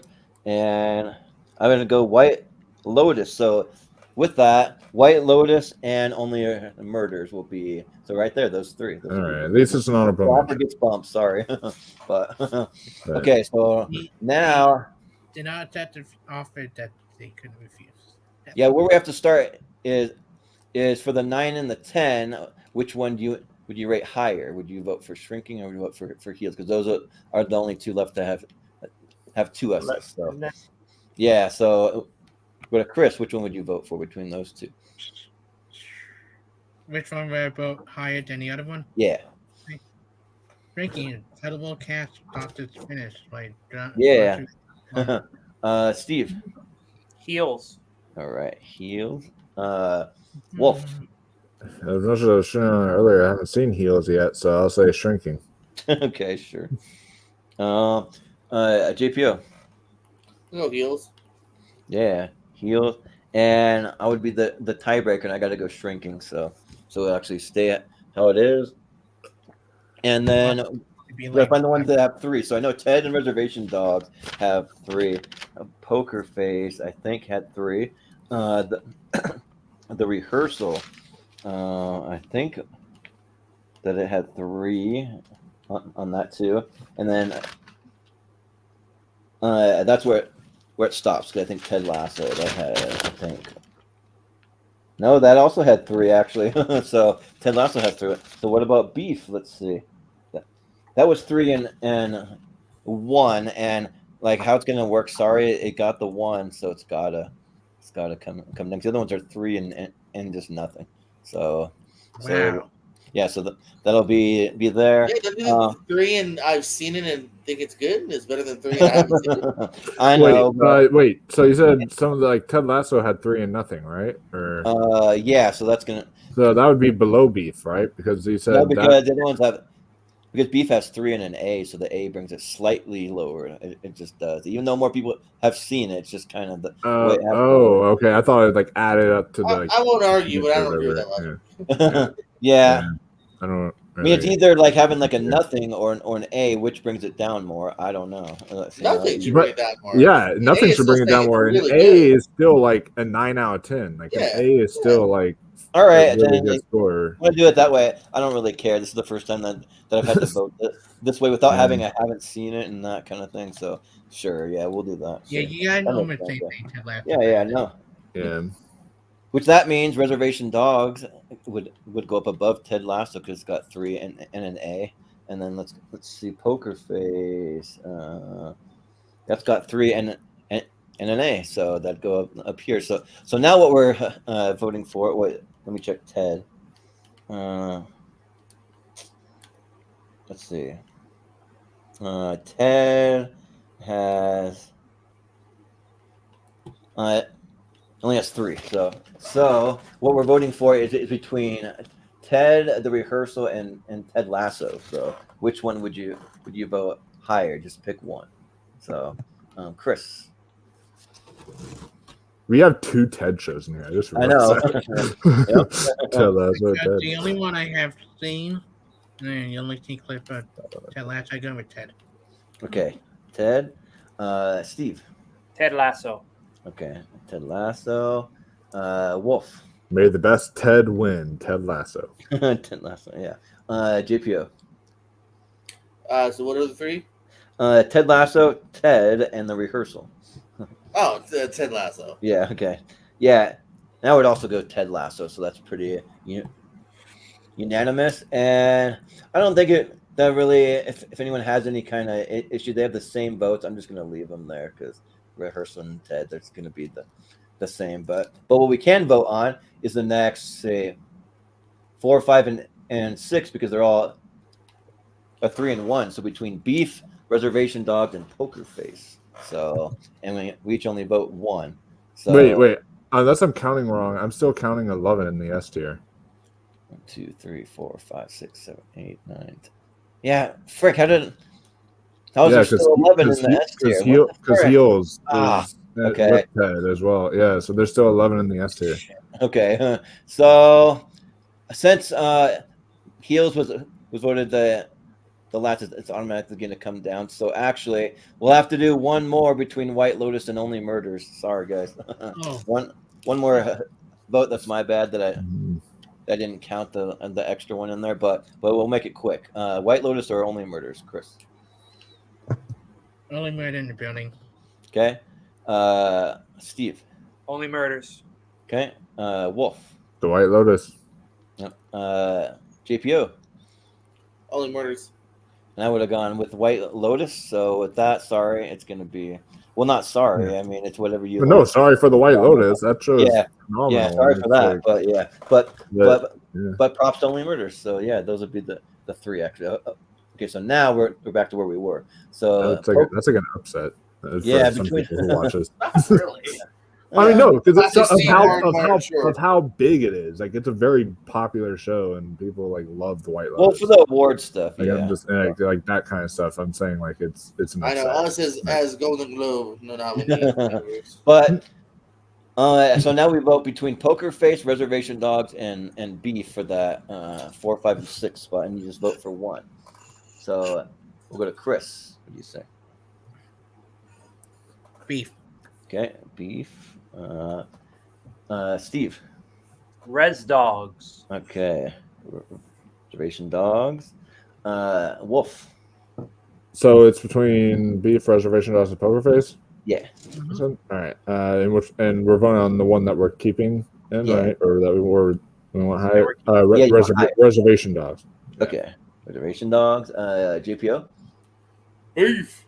All right. Beef.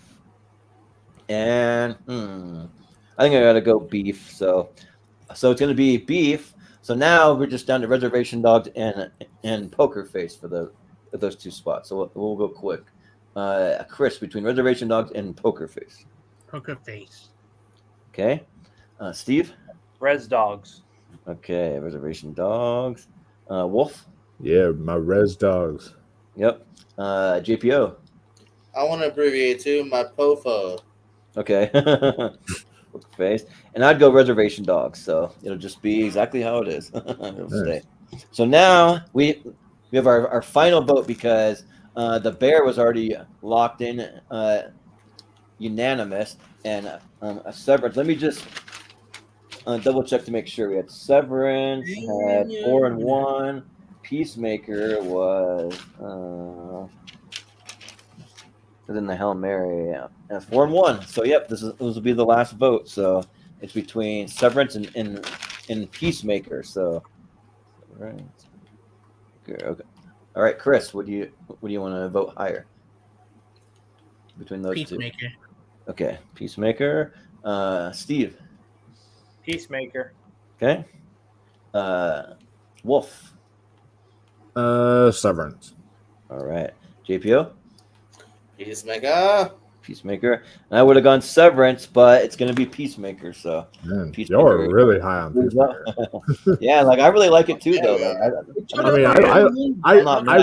I really like it, but it's not like an all-timer for me.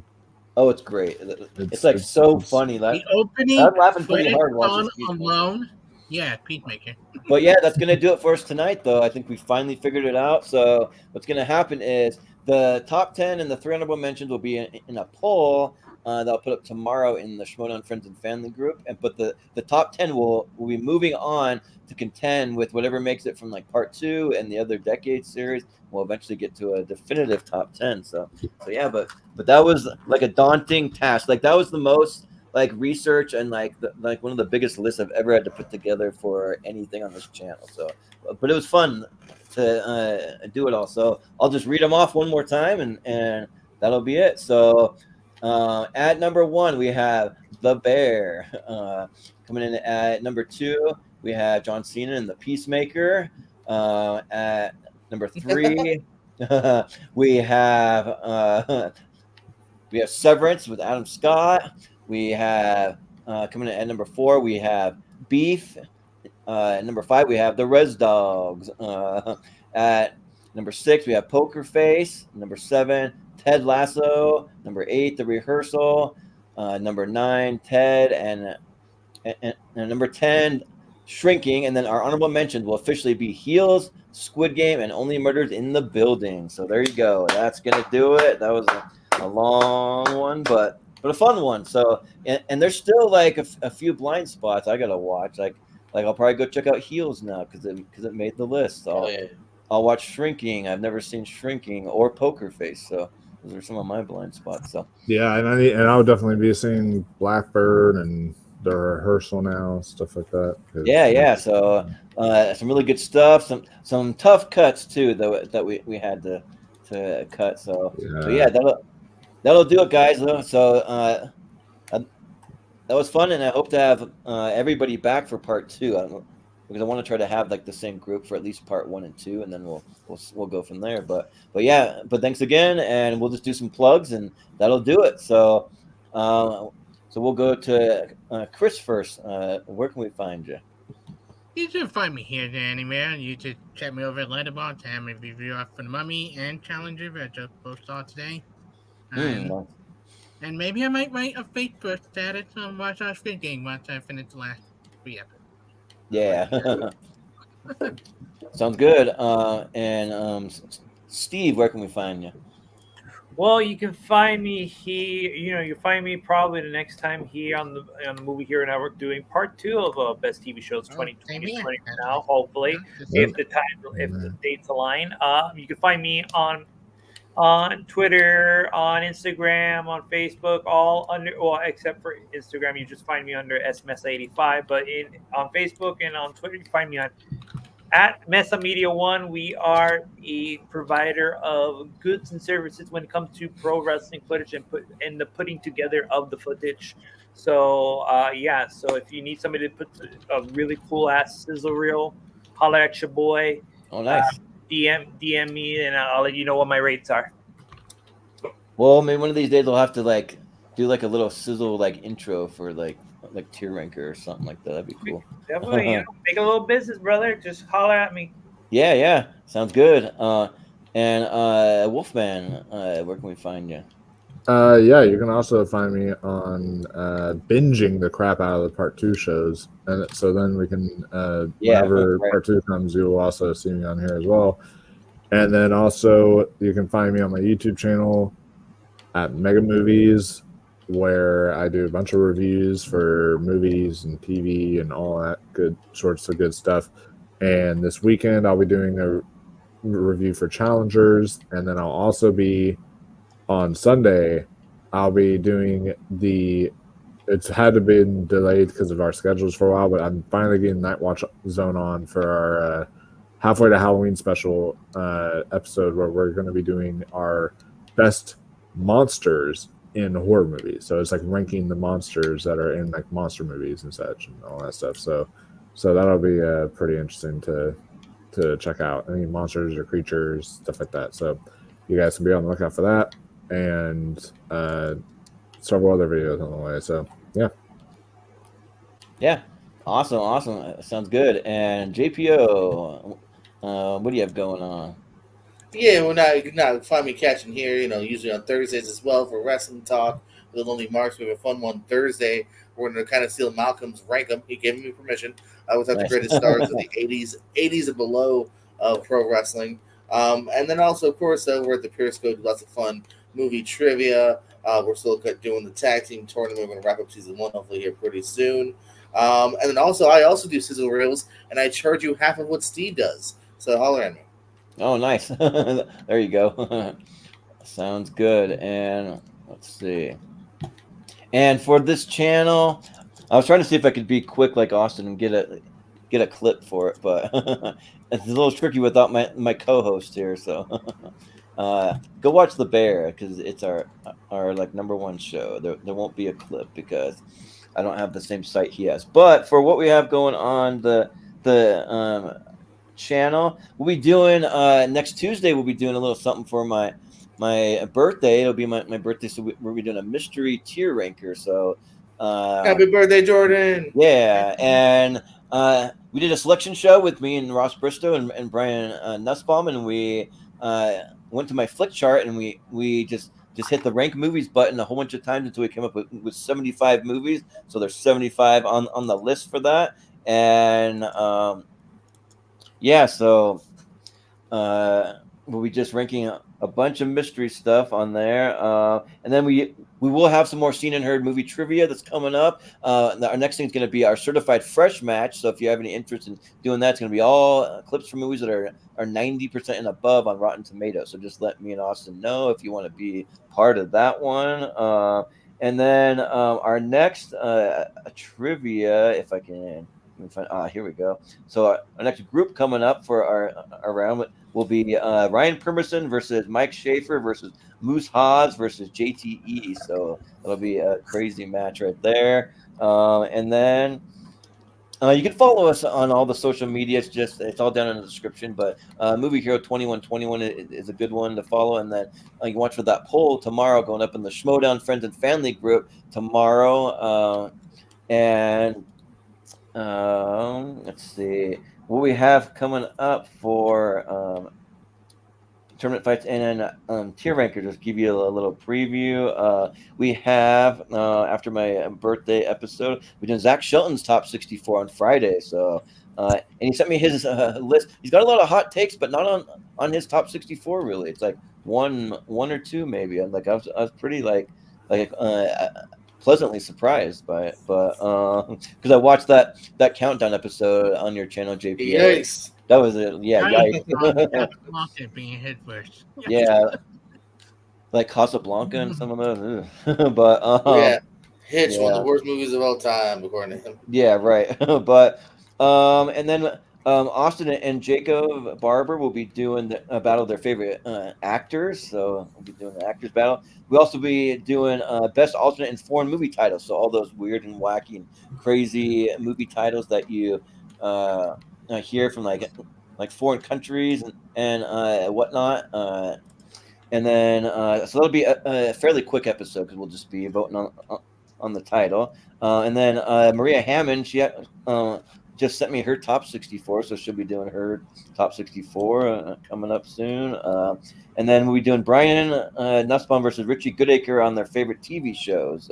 So we'll be talking more TV stuff. So because usually I think it's fun to have if you want to do a battle versus someone, you start with 32, then you can jump to 64 down the road, and then if you want to do a 128 way down the road in like a year or two, maybe we'll get there. We'll see. But and then we decided we're gonna push back the best movies of 2003 to June because me and Austin will both be out of town that week. He'll be here visiting me, so maybe for Maria's top 64, Austin might be in studio with me, so that'll be fun to do something like that.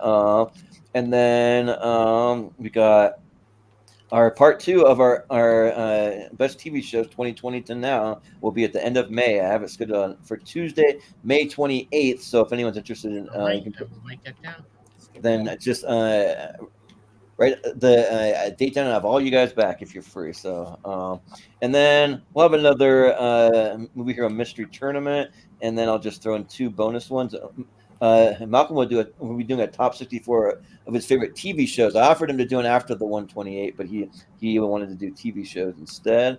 And then we'll be getting into the next TV tier ranker, which will be best TV shows 2015 to 2019. So, and what I'm going to do is I'm just going to end the episode with the new intro that I made just for the fun of it, because I don't have the other clip because my co-host isn't here. So, but for Chris Diaz, for Steve Mesa, for Michael Wolfman Wyndham, for Jordan Owens, I've been Jordan, the Movie Hero Anderson, and we will see you next time.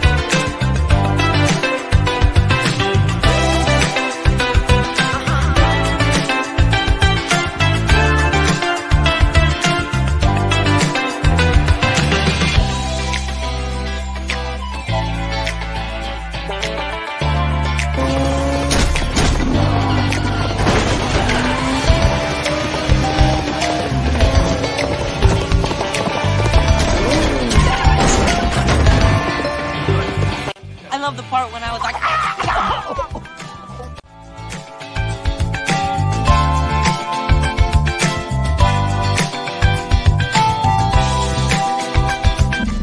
Okay, who brought the dog? Didn't I tell you that was gonna come up here with a non-electrical camera? Let's go, boys! Yeah!